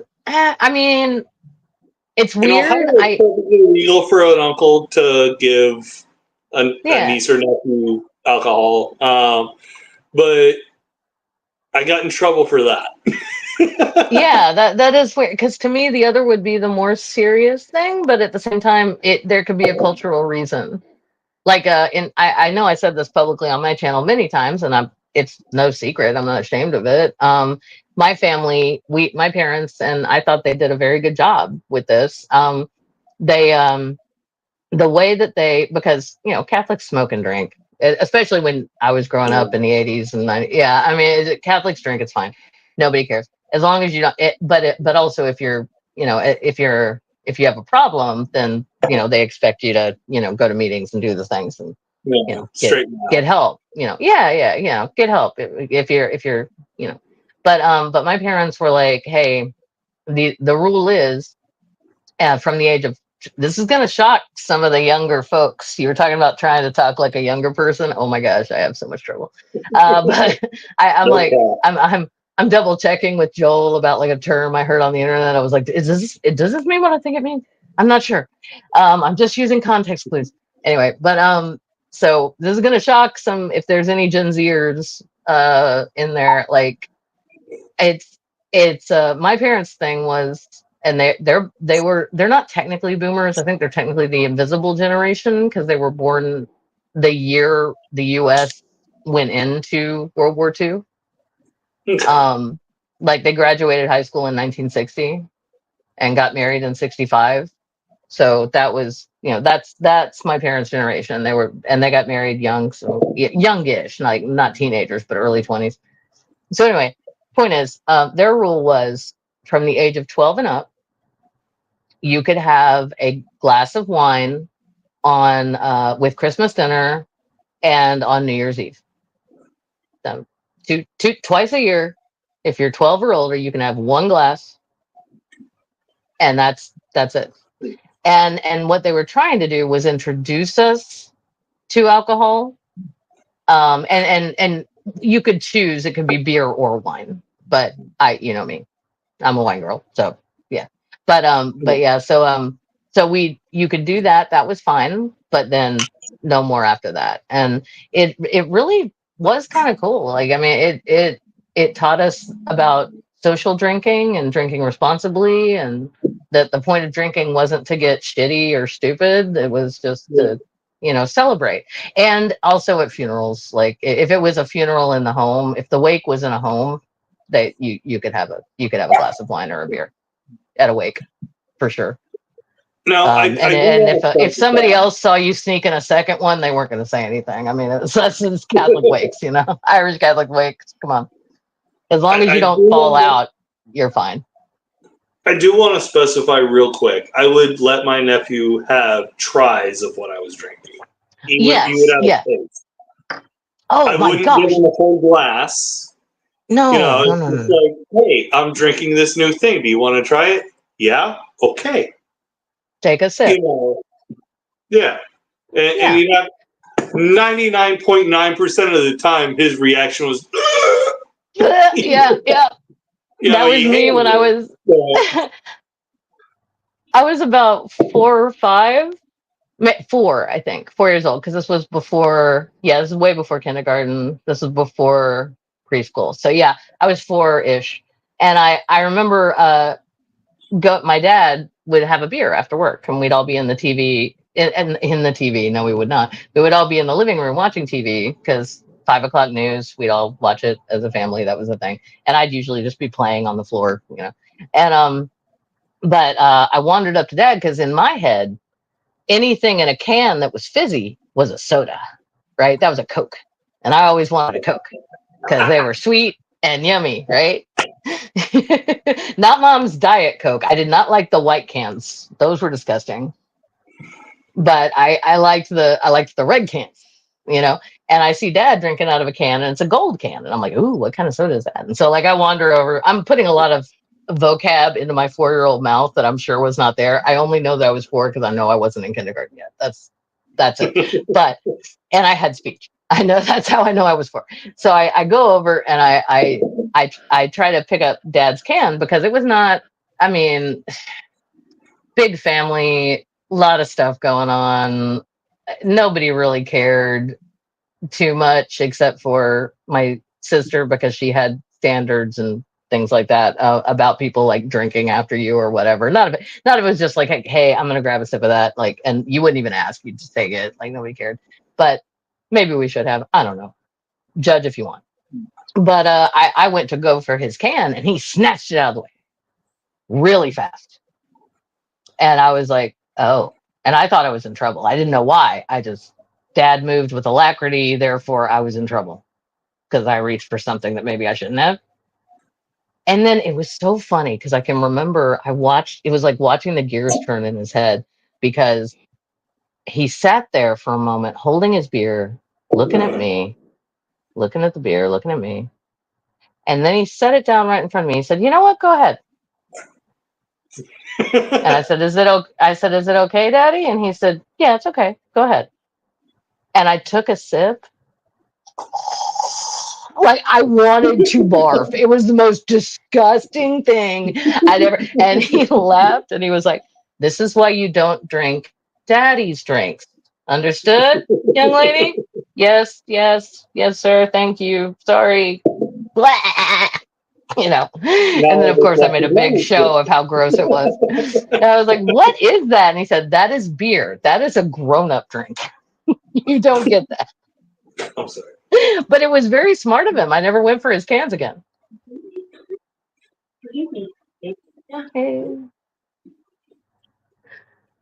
But yeah, no, Neil is totally right. Addiction priorities seem backwards there. Oh, honey, you know, Neil. Oh, Neil. Everything is backwards here. yeah, this Everything. is the US. Everything is wrong.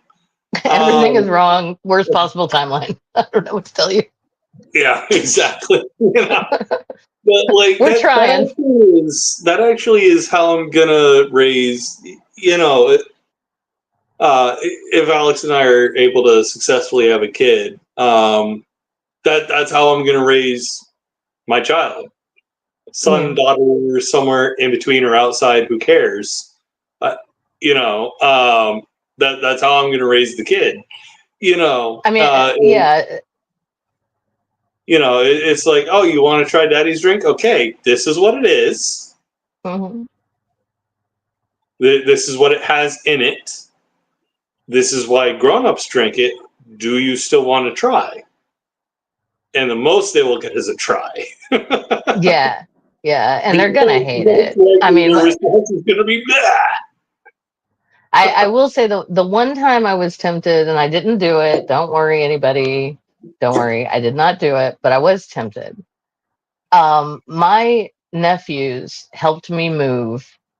I cannot even tell you how many times. I don't remember. They helped me move a lot. And there was a time in my life where I was like, basically a lease would end and we'd go find a better apartment somewhere, you know, and that's just what happened. And so, and please keep in mind also, when I talk about like my oldest nephews, I am closer in age to my eldest nephew, the one that I have the great nephews from, he and his lovely wife, from he and I are closer in age than myself and my eldest sibling are. So it's just kind of because my brother started young, whatever, it happens.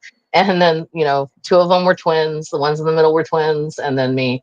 So you got an oldest, you got twins, and then you got me, and I am way younger than my oldest brother. So it's just an interesting gap. So and this kid also like came like when Michael. I was trying not to use any names, but it's hard. When my brother that I'm closest with, when he came back to live with my parents and me, because I was still in high school after his first divorce, he brought his sons with him, and they were little, So I was looking after them, I was cooking for them, I was cleaning up after everybody while going to high school, while working a part-time job, while taking honors and AP classes. Wasn't stressful at all. No, but anyway, the point is that Logan and I got really tight, and it was like having a little brother. I'd never had a younger sibling before, and I cherish a lot of those memories. So one time when he was 16, and this is long after that, my brother's happily remarried. Logan and his brother are in this blended family. I know. Sorry, I'm saying too many names. They're in this blended. Logan is fucking common, okay? Anyway, it's a common name. I'm just chucking that. I'll stop. I should stop. I should never have said it to begin with. Anyway, so this kid is helping me move, and he busts ass helping me move. And he's done it, and this is like the third time he's done it. And he's 16, and I ordered a bunch of pizza because that's what you do. That's the tradition, Neil, in the United States. If somebody, I don't know if this is true everywhere, but it is here. Like if people help you move, you order takeout, and you just have food. I figured Canadians gave you maple syrup. I don't know. That'd be so cool. I got some real maple syrup, by the way, and Neil, we should talk because that shit changed my life. But anyway, okay, so the yeah, and I kind of felt I had this weird kind of boomery notion in my head where I was like, this kid did a man's work today. He kind of deserves a real drink. And I thought about giving him a beer with his pizza. And then I was like, he's underage and my brother will kill me if I do that. So no, like not literally kill me. My brother's very kind, but he would be mad. And I was like, nope, don't do that. Don't do that. And also 16, that's a different age than 4-year-old trying to go after daddy's beer and daddy snatches it away. You know, that's a different thing entirely. Because a 16-year-old, you never know. Like they might get a taste for it or something and start messing up their life. Right. Teenagers are complicated. Yeah. So I'm glad that I made the right decision. I think that was the right call in the moment. But it was a weird moment where he was like 16, I was like 24, and I was like, oh, is this really bad? Yeah. Not like my nephew my nephew was probably about 5 years old the first time I gave him a beer to try. And, you know, I'm like, okay, I know you're going to hate this. Because it's even the beer I drink, excuse me, the sweeter beers I drink, which I will show my white girl ass here. I like pumpkin beer. I do that all the time. I love pumpkin beer. Pumpkin is fucking king. Hashtag pumpkin spice everything. I don't care. Yes. I have no fucks to give. Don't mess with my pumpkin spice and don't mess with my spooky season. All right. Cheers. I have a pie pumpkin out in the kitchen waiting for a day that Alex has work that I don't, because Alex is allergic to gourds. Oh, that's awful. Okay, yeah, don't do that. I will prepare that on a day that they work that I don't. Sure. And I will put that in my coffee every damn day. Yeah. Okay, so sorry to Alex and anyone else allergic to gourds. That sucks. We carve jack-o'-lanterns every year. And and actually the pandemic messed everybody up and we kind of fell off on our gourd preparation for spooky season. But this year I have sworn up and down, I'm like, no, we're doing it. We are observing the proper traditions of Halloween. Because recently a church, let's bring it back to atheism for a second, y'all. A church on my corner started a trunk or treat. I live in a very funky, very cool neighborhood. A lot of artists, a lot of people from the university, a lot of nice people who are like want women to have rights. Weird, right? I know. So, but they do, and it's great. Hold on. You mean, wait, maybe I'm stupid or something.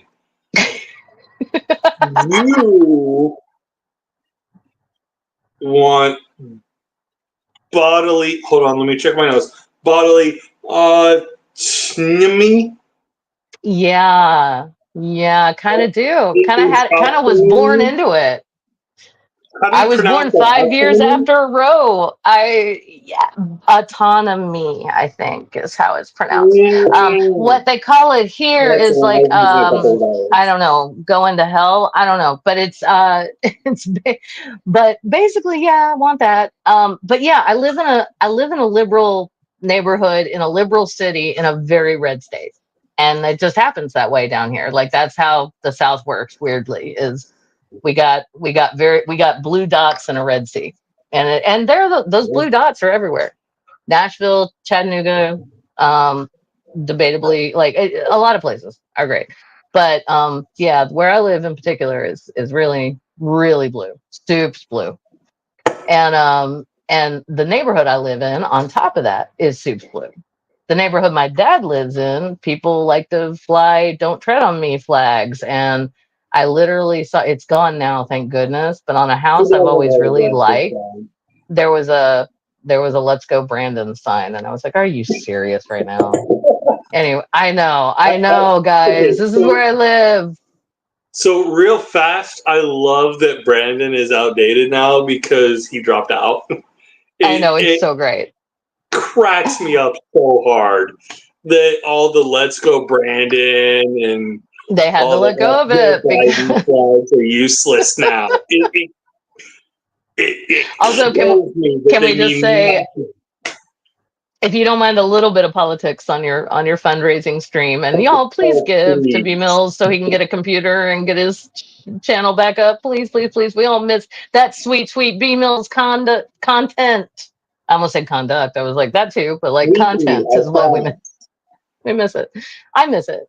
Okay, so but yeah, like please donate if you can. I understand times are hard. Everybody's got their own shit going on, but if you can't, if you $5 here, $3 there, $10 there, most of us have a little bit of walking around money that we could spare. So just do that.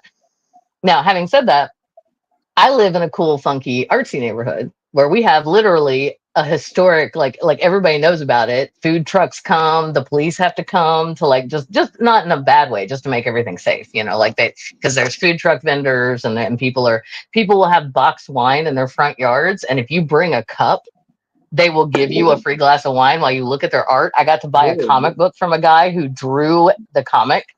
Like he's partnered with a writer. He doesn't do the writing part, but he draws. I was like, dude, I'm a writer. I didn't know I lived 2 houses down from a comic book artist who does like dungeoneering. Like it's not D&D technically, but it's that kind of thing, comic. And I bought it and read it and loved it. And I was like, I've never bought a comic book from the actual guy who inked it before. This is amazing. So yeah, all my nerd happy. I bought a painting that's freaking gorgeous for JSL who loves it. I like specifically I bought it like as a present. And I got home and I was like, hey, I bought a 2 shirts, one for them and one for me, from a lady who is an artist. She makes shirts, and all of her not all of her merchandise, but a lot of it is very trans friendly because she has a trans kid.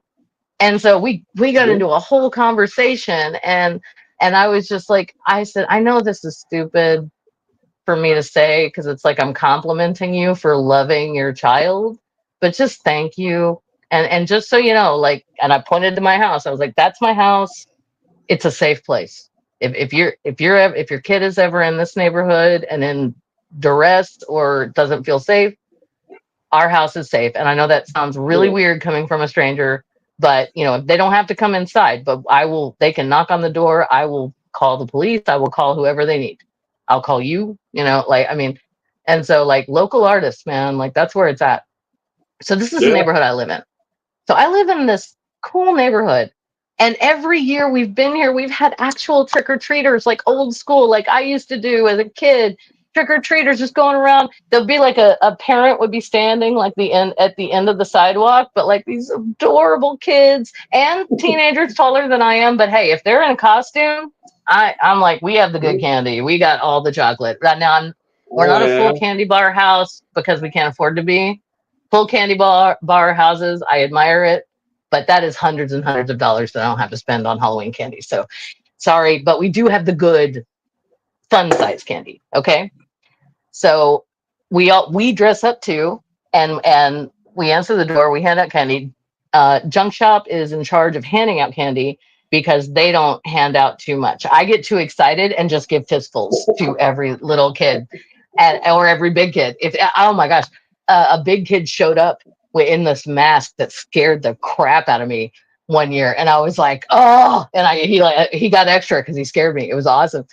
And so, but last year, the fucking church down the street on the corner, which I used to like because it's really cute and it has a really pretty garden that if I'm taking a walk around the neighborhood for mental health and stuff, like their garden is really I don't go in there because it's private property, but like you can see it through the nice gate, and it's very pretty. And I was like, that's nice, and they started a trunk or treat.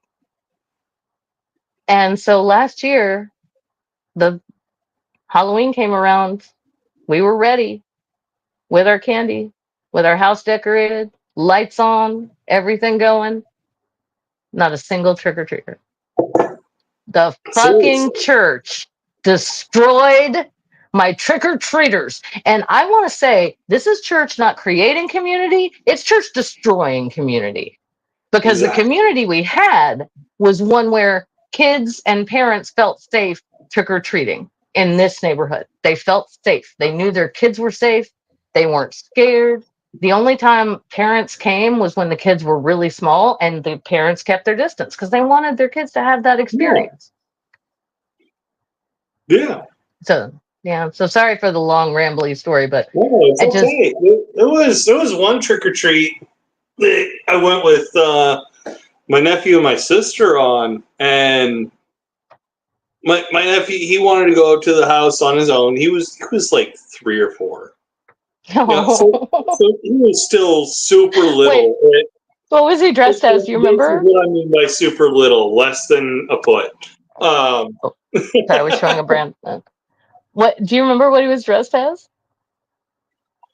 I don't. I really That's don't. okay. That's okay. I was like, it's So so there are so many cute possibilities at that age. Like, there anyway, go really ahead, go ahead. are, Doesn't matter. but he's dressed up in whatever costume he's in, and my sister wants to go enjoy it with him, and I'm like, no, let him enjoy it himself. So Yeah, I grab my sister's arm and I hang her back, and he goes up right. to the house on his own, says trick or treat, that whole 9 yards, and he comes back and he's got such a smile on his, such a shit-eating grin on his face. He's so thrilled, like I Mommy, did I this. did it myself. Sorry. Yeah, There's a yeah.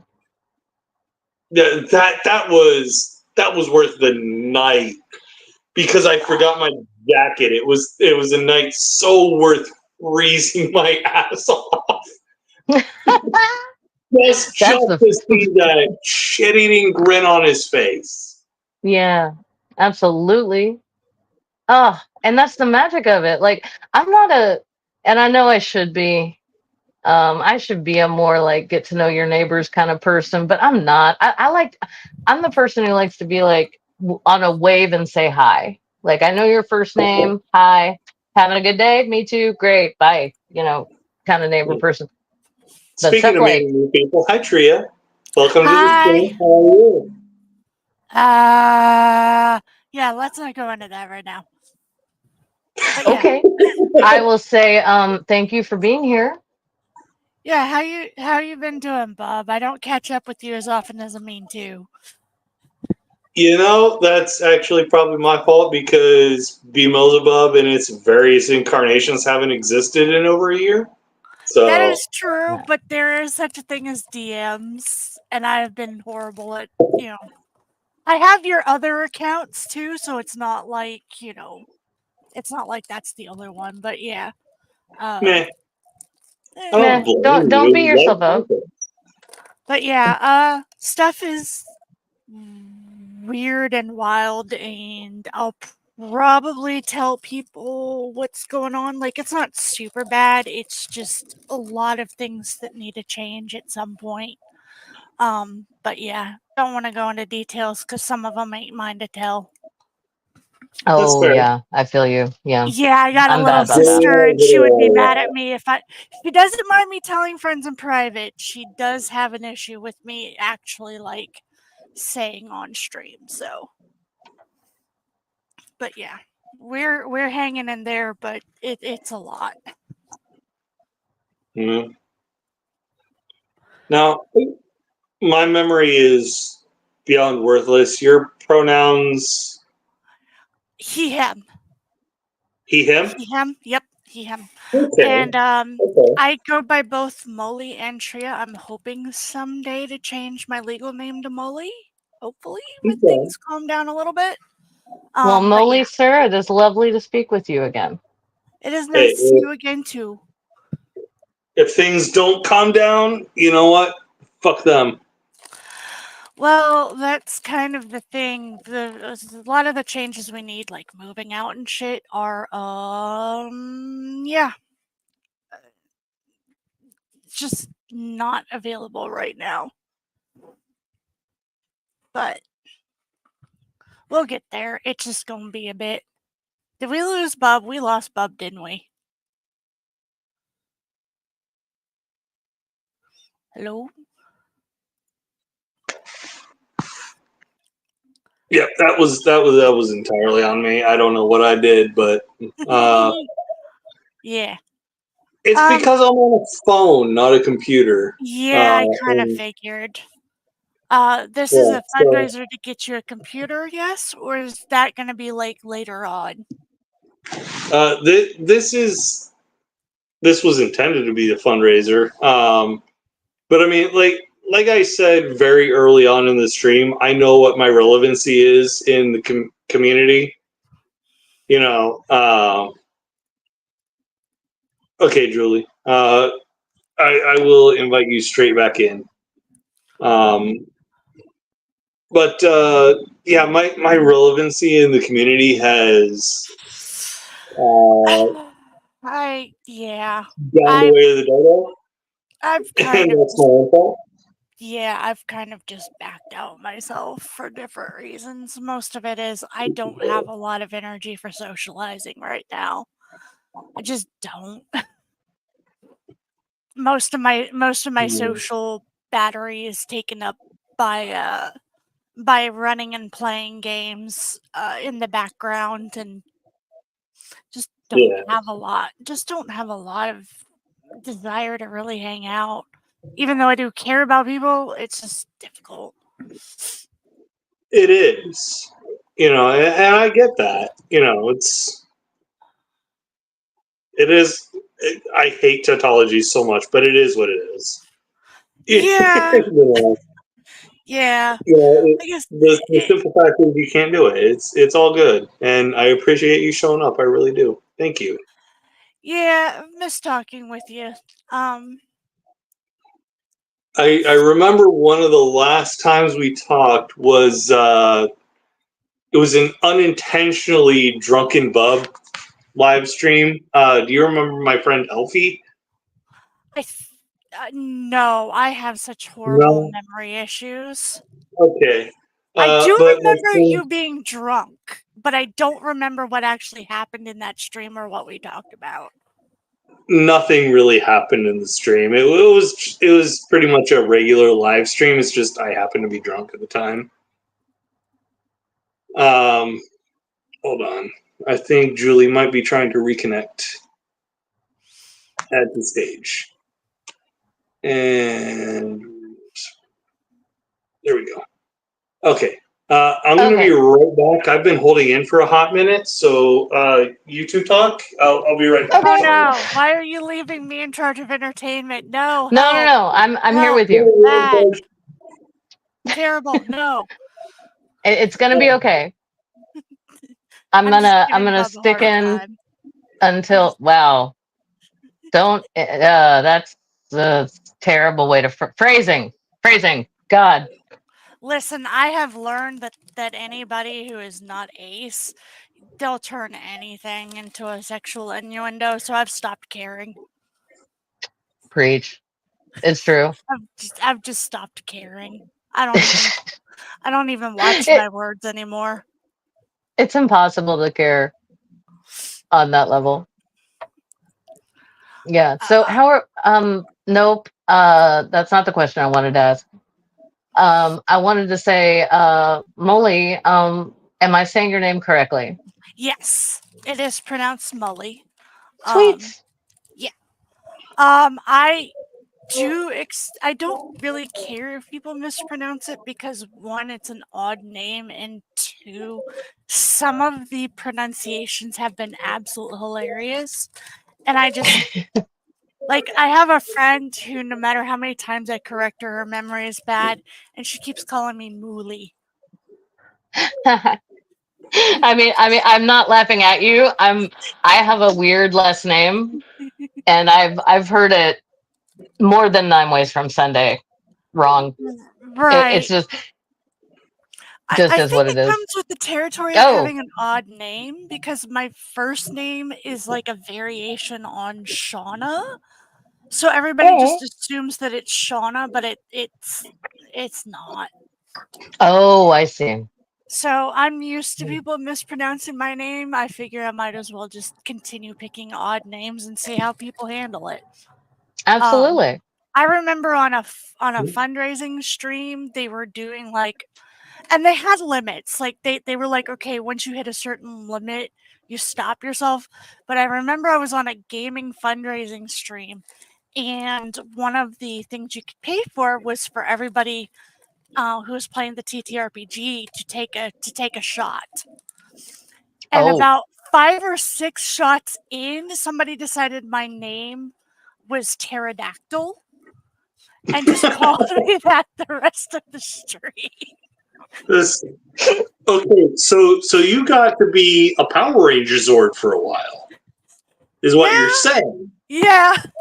It was, I was just, they were like, I'm so sorry, I can't say your name. And I'm like, no, Pterodactyl's fine. I don't know how you can say pterodactyl while drunk, but that's fine. Oh. Well, drinking games on streams are dangerous. I would just say make good choices. Yeah, and be well, responsible. The thing was that they did have safety rules. Like I think they said Oh, that good. I think they said that the limit was like the DM was sober, and if the DM said it was time for you to stop drinking, you stop drinking. There was Good also point. a hydrate remembering type thing. So it was those kind of things without rules can get out of hand, but I think that particular stream things were handled well. Good. That is awesome. I wanna make a fundraising comment really quickly. I want to say that we want our man Bub back on, doing all the things on YouTube, and we want him to have the equipment to be able to do that. So again, like if you can give anything, please do. He posted the Cash App is posted in the chat. And I also want to say I understand there was a devastating hurricane. Helene is really messing a lot of people up. I know my dad was on the phone all day yesterday, like making sure extended family were safe, and as far as we know, everybody is. Woo. So Yeah. yay. But so I'm not saying don't give to those things. Don't not give to the Harris Walls campaign if you are an American citizen. Otherwise, though, like, here's somebody we know and love in our community that we can all help out a little, and a little bit adds up. So having said that, I'm going to have to take my leave because a couple of reasons. I need a bio break, and also I wasn't planning on being on the internet today, and I still smell like I was outside in the mud watching someone else change a tire. So and holding lug nuts. That was my job. So I helped a little bit. Before they were like, at one point they were like, "Can you go inside? I know this is stressing you out." Because it was really difficult when the lug nuts have been hydraulically tightened. It's really hard to get those off with just a tire iron.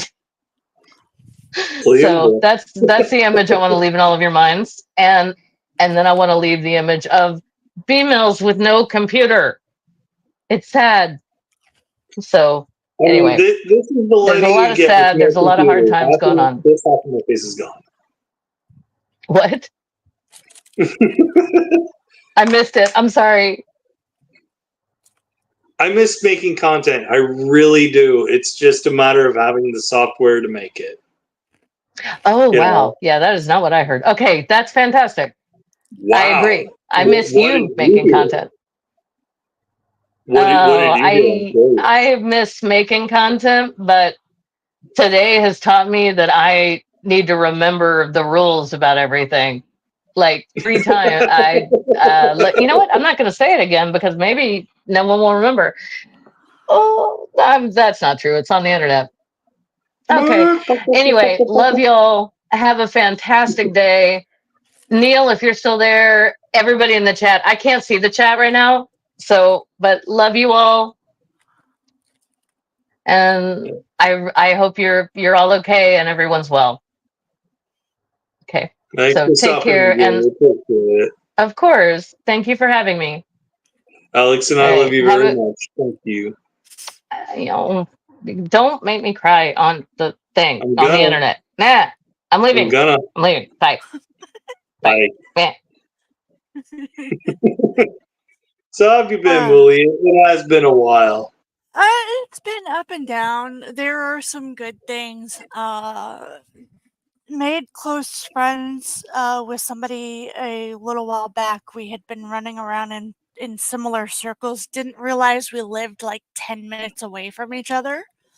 And he has actually been really, really, really goddamn helpful with a lot of things. I am becoming more and more disabled as time goes on.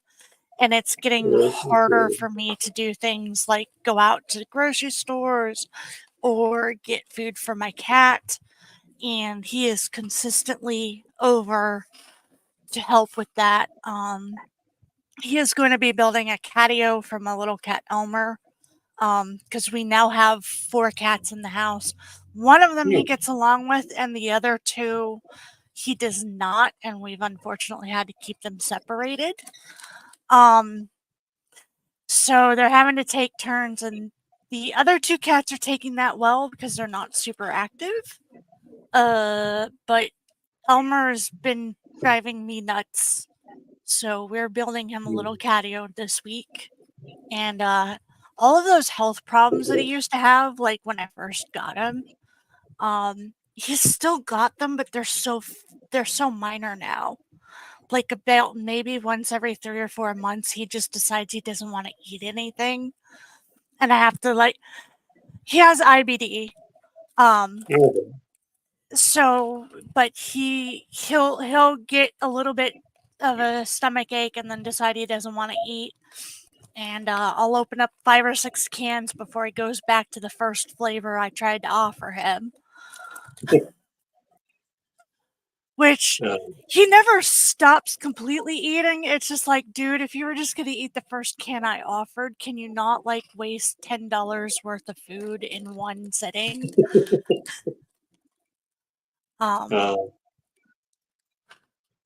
So my memory is beyond useless. She, they? He, him. He, him. Okay, sorry. Please never use they for me, please. That hurts so much more than she, her. Okay. I know it's I know it's going to take time to get used to, so I promise I'm not going to bite back, but I'm just like, anytime somebody tries to use they, them for me, I die inside. It's painful. Okay. Yeah, just remind me. It hopefully shouldn't take too much. It's okay. Because you are one of my favorite people.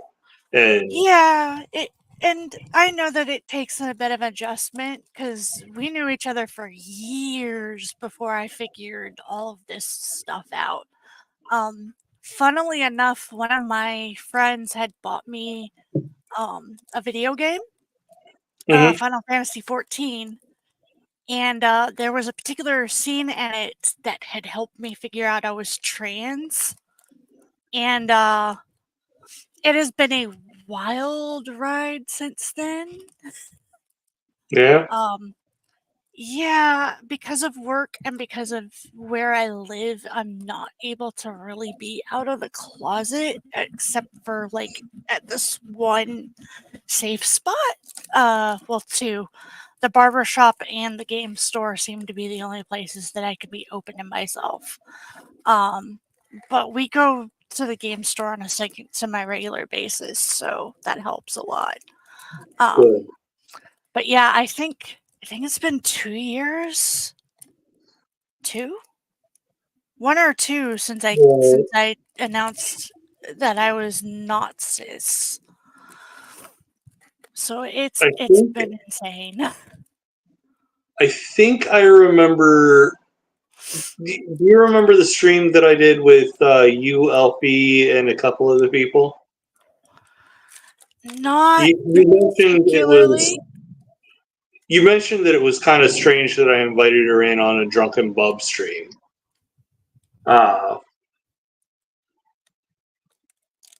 You'd probably recognize Elfie if you saw her. I would. I'm usually, if I'm having blanks on my memory, unless it was like a really, really, really bad migraine day, I tend to, if I'm given enough information to get jump started, and a lot of times that would be visual information. I've gotten to a point with my migraines where the funny thing about my migraines is I often don't have a lot of pain with them, but I know when I'm having one because I have light sensitivity and memory issues whenever they hit. And a lot of times I don't realize it until after the fact. So there have been times where like I have been in a stream or a game or in the middle of a conversation and don't have any recollection of it at all. Most of the messages that I send to people, I have to read about 10 to 12 times back to myself to even remember I had them. So, yeah, and I know it's stress related, but there's not too terrible much I can do about that right now. I've got long-term plans that'll hopefully help, but for right now, I just kind of have to grin and bear it. Yeah. Well, I mean, you have a plan in place. That's Yeah, cool. like the friend that's been helping me out, we've been talking about moving in together. Because he thinks of, and we think of him too. We all think of each other as siblings. At this point, his family is even wilder than mine as far as like things going on. But we're not wanting to rent unless we absolutely are kind of pushed into it, because if we have to rent any higher than we already are, it's going to be even harder to save up for a down payment for a house. Yeah. But we're kind of hoping to go and actually buy a house together and not have to deal with a fucking landlord or anything like that. Well, I may have missed this because my attention's been terrible lately. I've been suffering burnout. Is this like a significant other situation, or No, like a friendship? nope. It is purely a sibling relationship. Okay. Yeah, purely Okay. sibling. Okay. No, Good. I don't think I'll ever have a significant other. I say I don't think because it's not likely. I don't do well in relationships at all. And Neither did I like, until Alex. Not. I'm not.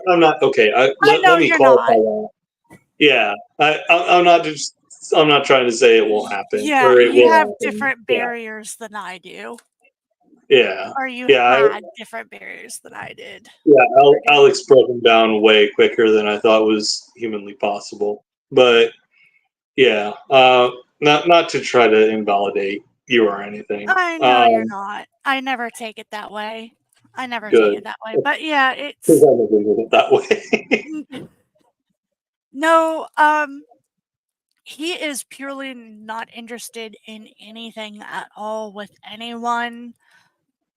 And I am not interested in even trying that with. I have no interest, and I definitely don't have interest with somebody who is supposed to be a lifelong friend, because I know me, and if I tried to force it to be anything else other than what it naturally is, it will explode in my face and everything will go wrong. And no, nah, not trying that shit. So I'm trying my hardest to remember. You were Aero Ace Yep, last time we. Okay. and I still am. That has not Okay. changed. A couple of Okay. years ago, I think sometime in between the last time we talked, I I made a weak attempt at using Bumble because they had a friends only option. Mhm. And I started the process. I took my selfie and then I remembered all of the dating app experiences that I had and then shut it down and never touched it again. Okay. I was just like, yeah, no, Yeah. I remember all this shit. Nope, not doing it. Not doing it. Yeah. I get that. Dating can suck sometimes. That's why I gave up on it for a whole decade until Alex came along. So it's Let's see. The last time I had made an attempt was 15 years ago? Yeah, 15. that's fair. I am happier though overall when I just stick with my close friends. A lot of the friends that I've made have become basically extra family, which has been useful for keeping me afloat because finding out that I was trans and living in the house that I'm living in is kind of rough. Not I'm getting away with certain things like changing my clothing a little bit, but that's like the extent of what I can do. Um, So pronouns in that household haven't been able to change, or nope, no. I'm sorry if it's inappropriate to ask, but No, it's okay. No pronouns.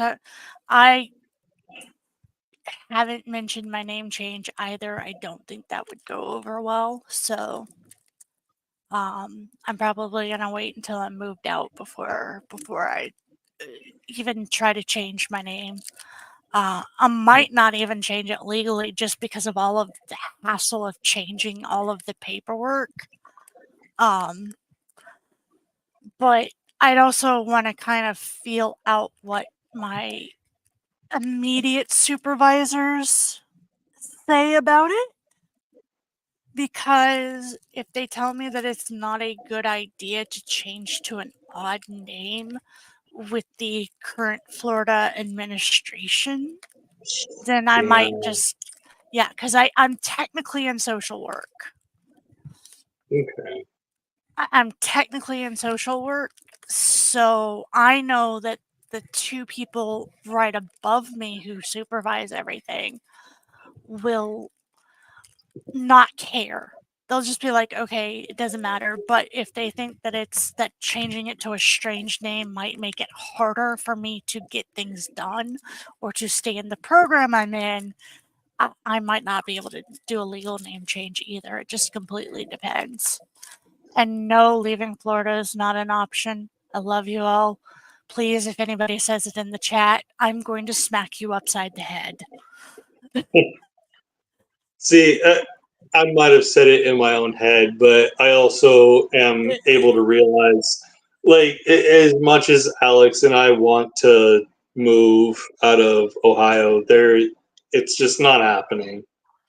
Yeah. So, In my case, my little sister's insurance changed to where she gets insurance she still gets insurance through the state, but it's through a state funded program. And if we leave that particular program, she loses her Medicaid insurance because she gets paid too much now from her disability payments. Yeah. So we were damn, stuck it's impossible to before. be We're disabled. like stuck now. It's stupid as hell. She makes because basically when my dad retired, I don't know if this is like every state or if it's just a Florida thing, but when my dad retired, my sister had to be transferred to SSDI instead of SSI and take out of his retirement income. Yeah. And when they did that, it's based on how much my dad worked and saved up and has in his retirement as his, Social Security retirement.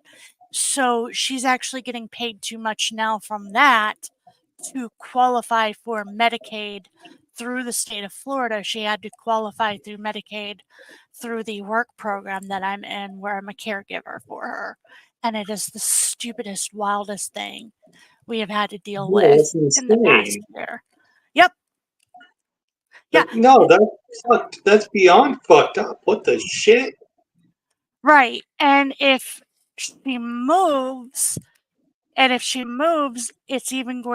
will be even harder for her to get her Medicaid back if she moves because she makes too much now. And we would have to get into a similar program to what we're in, and these programs often have waiting lists of 2 to 10 years. So moving to a blue state would be useless. Yeah. Yep. Wow.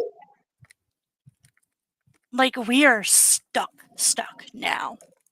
Like, it was going to be difficult before. One of the reasons why I didn't want to move is because there would be a chance that, somebody would decide she wasn't disabled. And boy, did they really try when we were trying to get her switched over to SSDI.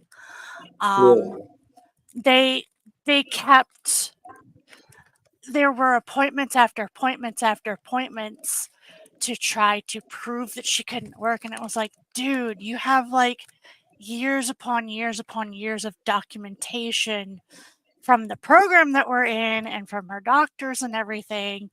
And y'all can't see that there's no way she could reasonably work? Like, No, none? we have the same issue with Alex. I say we. Alex has this same issue because I haven't had to deal with this kind of bullshit. Alex has been unable to work basically at all. And Ohio's still like, but can't you? Can't you work? Yeah. No, Well, they the can't. final clincher was they were asked us if we had any scans of my sister's back because she had spina bifida. And we were like, she was diagnosed as, when she came out of the womb. They basically looked at her and said, oh shit, we missed the spina bifida, was basically how the doctors They said missed it when it? she was born. This was 1988. Okay.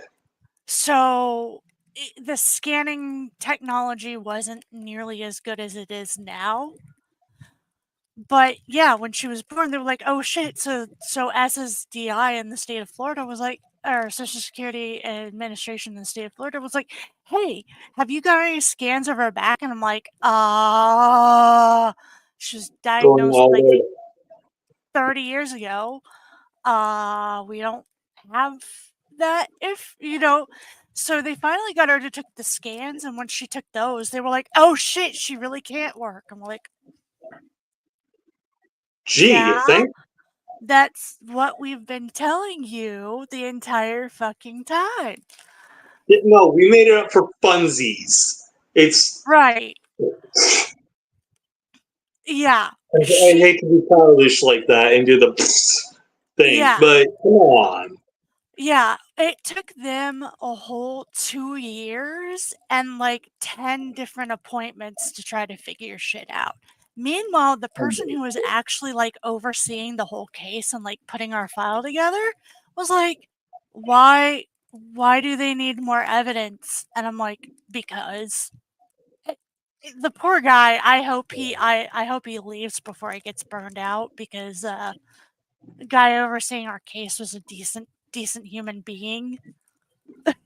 Mhm. And I was just like, get out before you get burned out, or lose your humanity, one of the two. Cause yeah, and that's yeah. So we're stuck. There's no way we can get out. And fortunately for us, the social workers that are right over us are really good people, keep on top of things, don't have to worry about them. But basically, they have to every year basically reapply for the Medicaid. And they do that. Yeah, it's just because my dad retired. Because my dad's too old. My dad is old, wanted to pull from his retirement, his Social Security. And so they were like, well, we don't want to pay you any more out of our own money, so you got to pull out of your own Social Security. Yeah. That's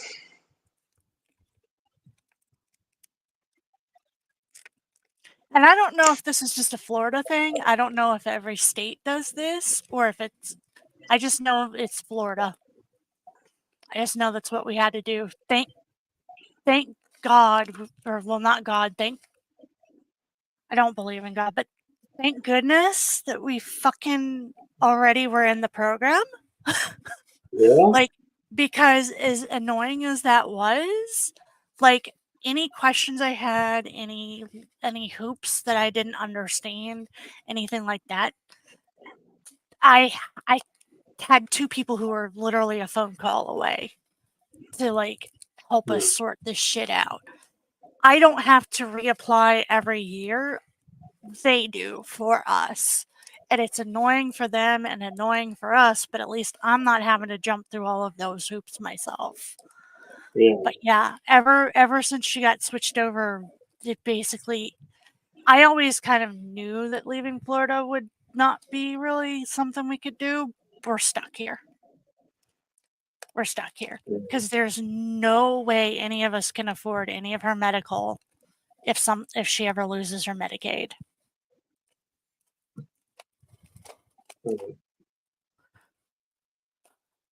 I would like to discuss something with you after the stream ends. So stick around. But yeah, no, that's ridiculous. It's like as much as like DeSantis fuckface wants to decry socialism, he's begging and pleading Biden for The thing socialism. is that I don't.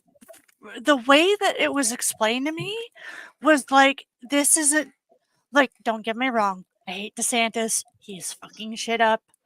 I'm not, But the way this was described to me was that this has been the way ever since what's his face? The governor who defrauded Medicaid and Medicare and then wound up going to Congress. Rick Scott. That this has been in place ever since Rick Scott. Yeah. Yeah. Astonishing. Yeah. It's Rick Scott really screwed a lot of things up. In fact, the current person who is in charge of DCF, and in particular, the program that I am in with my little sister, was also put in by, I believe, Rick Scott. Like they've been in charge since Rick Scott. I don't know if that's changed. I haven't looked in the past year or two, but the last time I checked, the person in charge of the program that I'm in with my little sister is somebody who was appointed by Rick Scott himself. So yeah. And on the one hand, it's kind of bad, but on the other, at least she's getting paid enough to where, maybe possibly moving in together someday, just her and I and our friend is an actual possibility. It's just, we had planned to hopefully try to make it this summer, but we all had expenses come up that just made it to where we couldn't do it. Because unfortunately, along with everything else, housing prices in Florida are also incredibly high. Yeah, like in rural areas, it's not so bad, but we can't do a rural area because transportation. I don't drive. I can't drive. I can't drive at this point. I just can't, due to my own mental incapacities. And just being so exhausted all the time. But so we're kind of stuck with the prices. The house that we're in is like something like 980 square feet, and it was like, I think it was 180K that we paid for it. That my dad paid for it. Mm-hmm. And it's, yeah. And then and that was without doing some of the improvements that needed to be done. He's already spent an extra, like, I think 50,000 just getting the house set up. Damn. Stuff like plumbing, electricity, things along that nature. Because he knew that if he added that to the mortgage, like the fixing to the mortgage price, that it was going to take him far longer to pay for everything. Unfortunately, I don't want to stay with my dad for however long he lives. So Well, okay. Here's the curiosity. The Netherlands, Denmark is looking for people in the last 2 generations who came from there to come back with full citizenship. Is that something that's possible for you, or I don't no? think so. I really don't think so. Because the disability. A lot of times, these kinds of things where people are like, oh, you can go to another country, they take one look at your disabilities and whether or not you can work, and then will often deny you outright. And I am able to hide my disability on paper currently because I kind of have to, because if the program I'm in deems me as too disabled, they will find somebody else to do the job. And unfortunately, that is the only source of income I have. And I'm also Yeah. not disabled enough to qualify for SSI. See, if you have Danish family, that may be worth. And I know what you said about disability, but Alex is also severely disabled and has family from Denmark. So maybe there may be a sliver of a chance that you could move your back to Denmark if your family is qualifying for that. Maybe I'll it's worth look looking into into. it. I'll look into it because usually most countries have even if they let disabled people in, have a shit disability attitude on disability.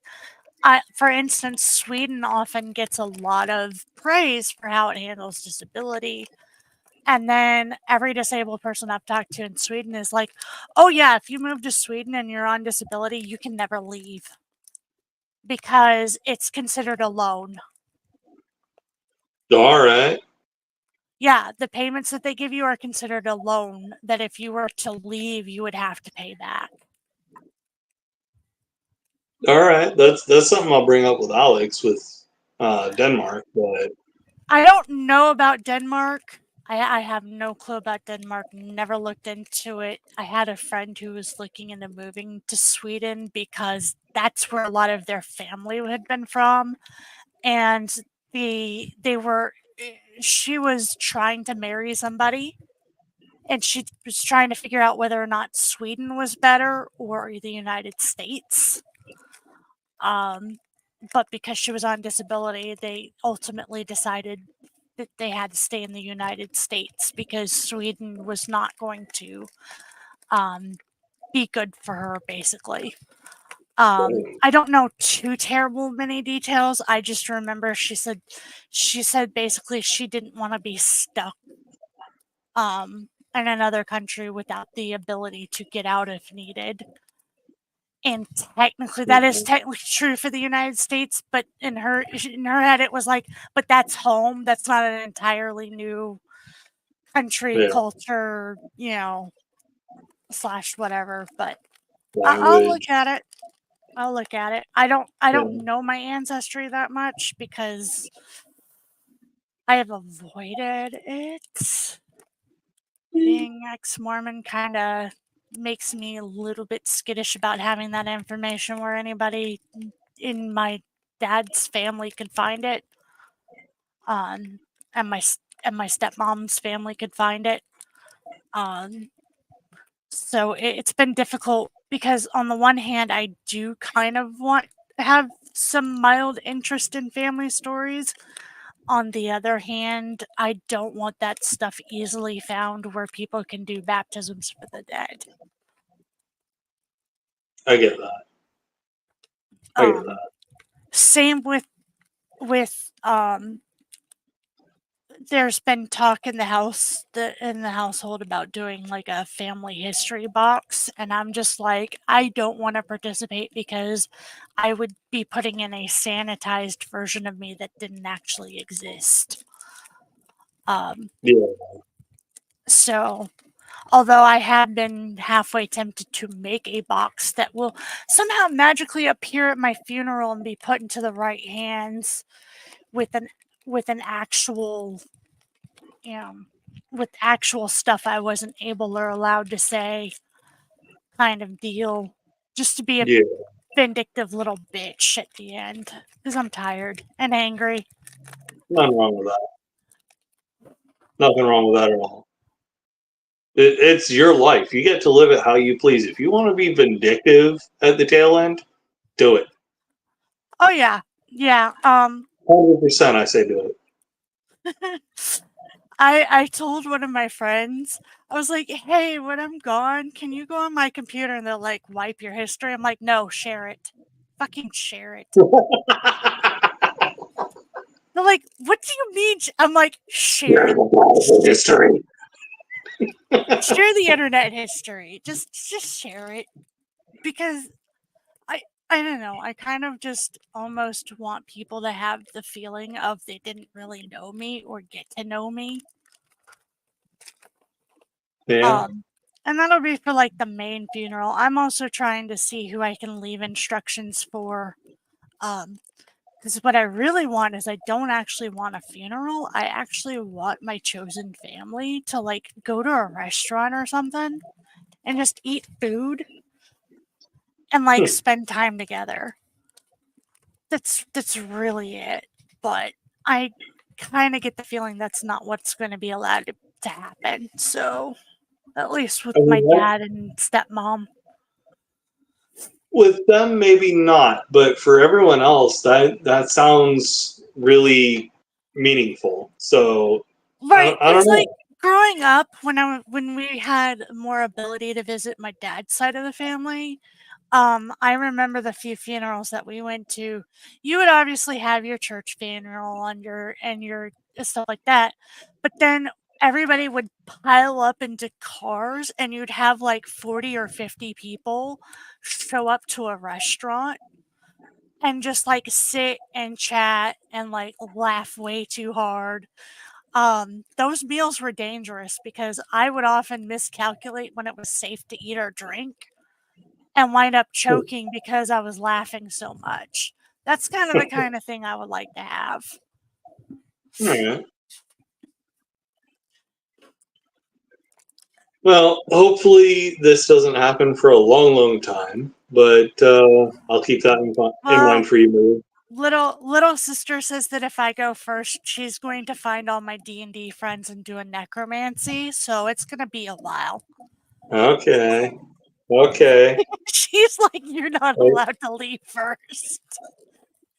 So it's on the rest of us to find an actual necromancer for you. Got it. Yeah.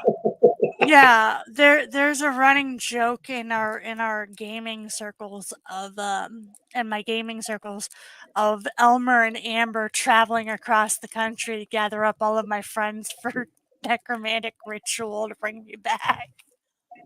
But yeah, no, it's not gonna be for a while. It's just it's all of the things I've had to think about since coming out, just and struggling with having to be closeted basically 24/7 except for online.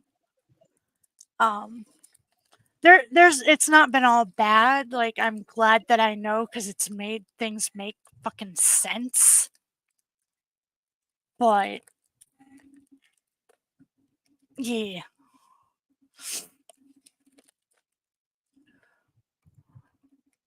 I don't know. Someone I think that was a whole thing.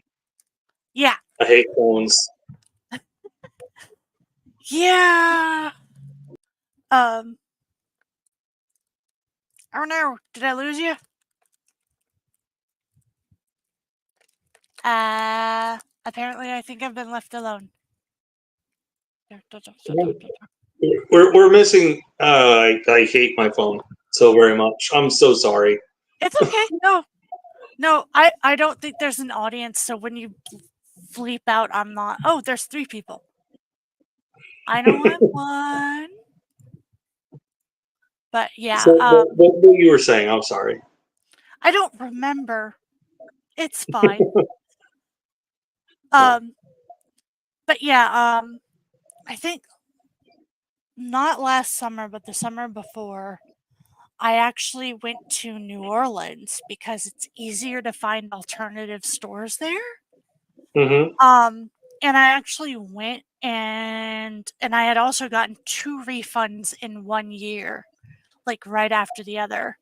Because one year I was a dummy. I didn't sign my tax return. And they didn't tell me until November of that year what was the issue with my tax return. And by that point, I was in my winter blues, so I was just like, I'm not doing it until I get my taxes for the next year.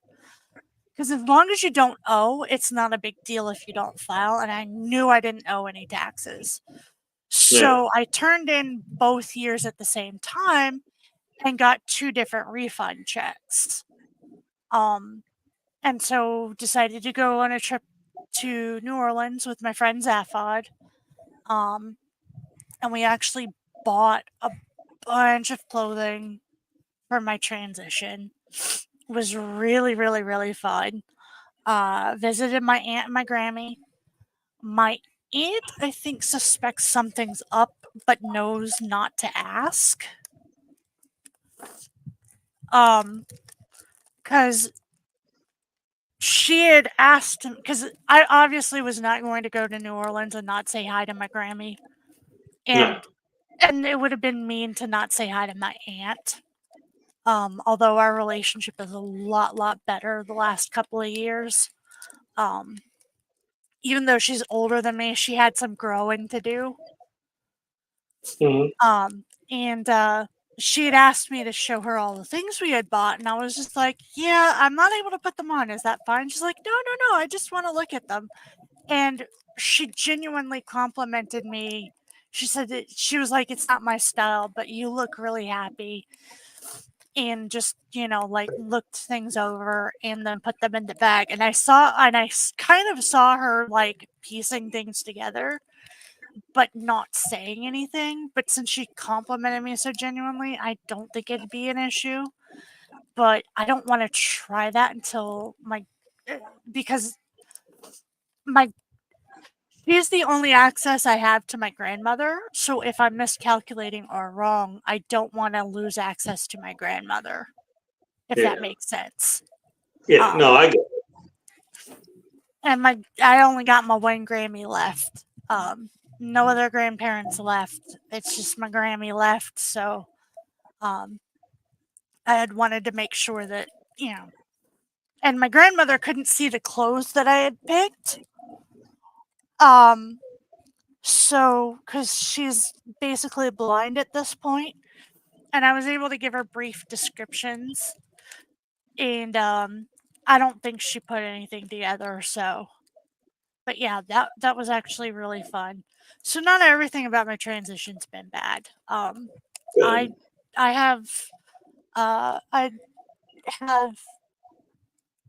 haven't gotten the accessories that I want, but I have gotten like some more masculine looking bags and some more, because unfortunately I can't just do the guy thing and put my wallet in my pocket because of all of the extra stuff I gotta carry. Including the ability to put my cane in my bag if I'm out and I don't want to mess with my cane anymore, because walking with a cane is good. Having the cane when you need it is good, but when you're not using it, it's in the fucking way. it just bumps into everything and you drop it, and yeah. So I can't guarantee that this will happen anytime soon, but when I'm financially capable, I am going to send you a custom walking stick that has a sling. Okay. All right. I would love that. Because that sounds badass. Like, especially if Yeah. it has a blade in it that you can pull out. Yeah, Oh, you want to fuck with my friend? yeah. Yeah, I will take any and all canes because I consider it an accessory too. I haven't really accessorized mine, because I haven't found a lot of stickers that are the right size and style that I like. For instance, I mentioned earlier I play Final Fantasy 14. There's a sticker that the title is Grandpa Wars, and you've got these 2 centuries old characters. One has a walker and he's got it raised over his head like he's going to bring it down on the other character, and the other character is trying to swipe at his knees to knock him flat, but the sticker is so big it won't fit on a cane. So I keep finding shit like that to put on my, because I've got a simple black metal cane. I keep finding shit like that would be hilarious, but like it's too large. It's like the size of my palm. So, and Well, the sooner covers than that later, I've we're been gonna have that looking, badass thing coming your way.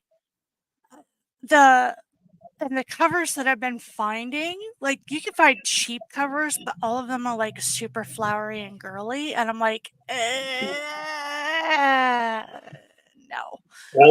Alex could probably help you with that. Alex is transmask, so maybe some of the style preferences will overlap, Yeah, and they can help maybe. you. Yeah, because So I want I to hope deck you out my do cane. I do want to deck out my cane. It's just been difficult to find stuff that's both cheap and the right kind of thing. I am gonna eventually get that Grandpa War sticker. I don't know what I'm gonna do with it, because it's just funny. Yeah. But yeah, I don't have to use a cane inside the house most days, but if I'm leaving the house, I do have to use a cane now. Yeah. And it's been real funny because at the doctor's office sometimes, my little sister will decide that she doesn't want to push herself; she wants me to push her. So I'll hand her my cane because it gets it out of the way and say, "Hey, hold this." And there have been times where she has literally wheeled off with my cane, because she decided she wanted to go ahead and push herself. I'm like, hey, give that back. One moment, please. Like, I know you want to zoom off and you're allowed to zoom off. I'm not going to stop you, but give me my cane first. Right? A lot of the doctors have also thought that it was hers, and I'm like, no, that's for me. Oh, damn. Yeah.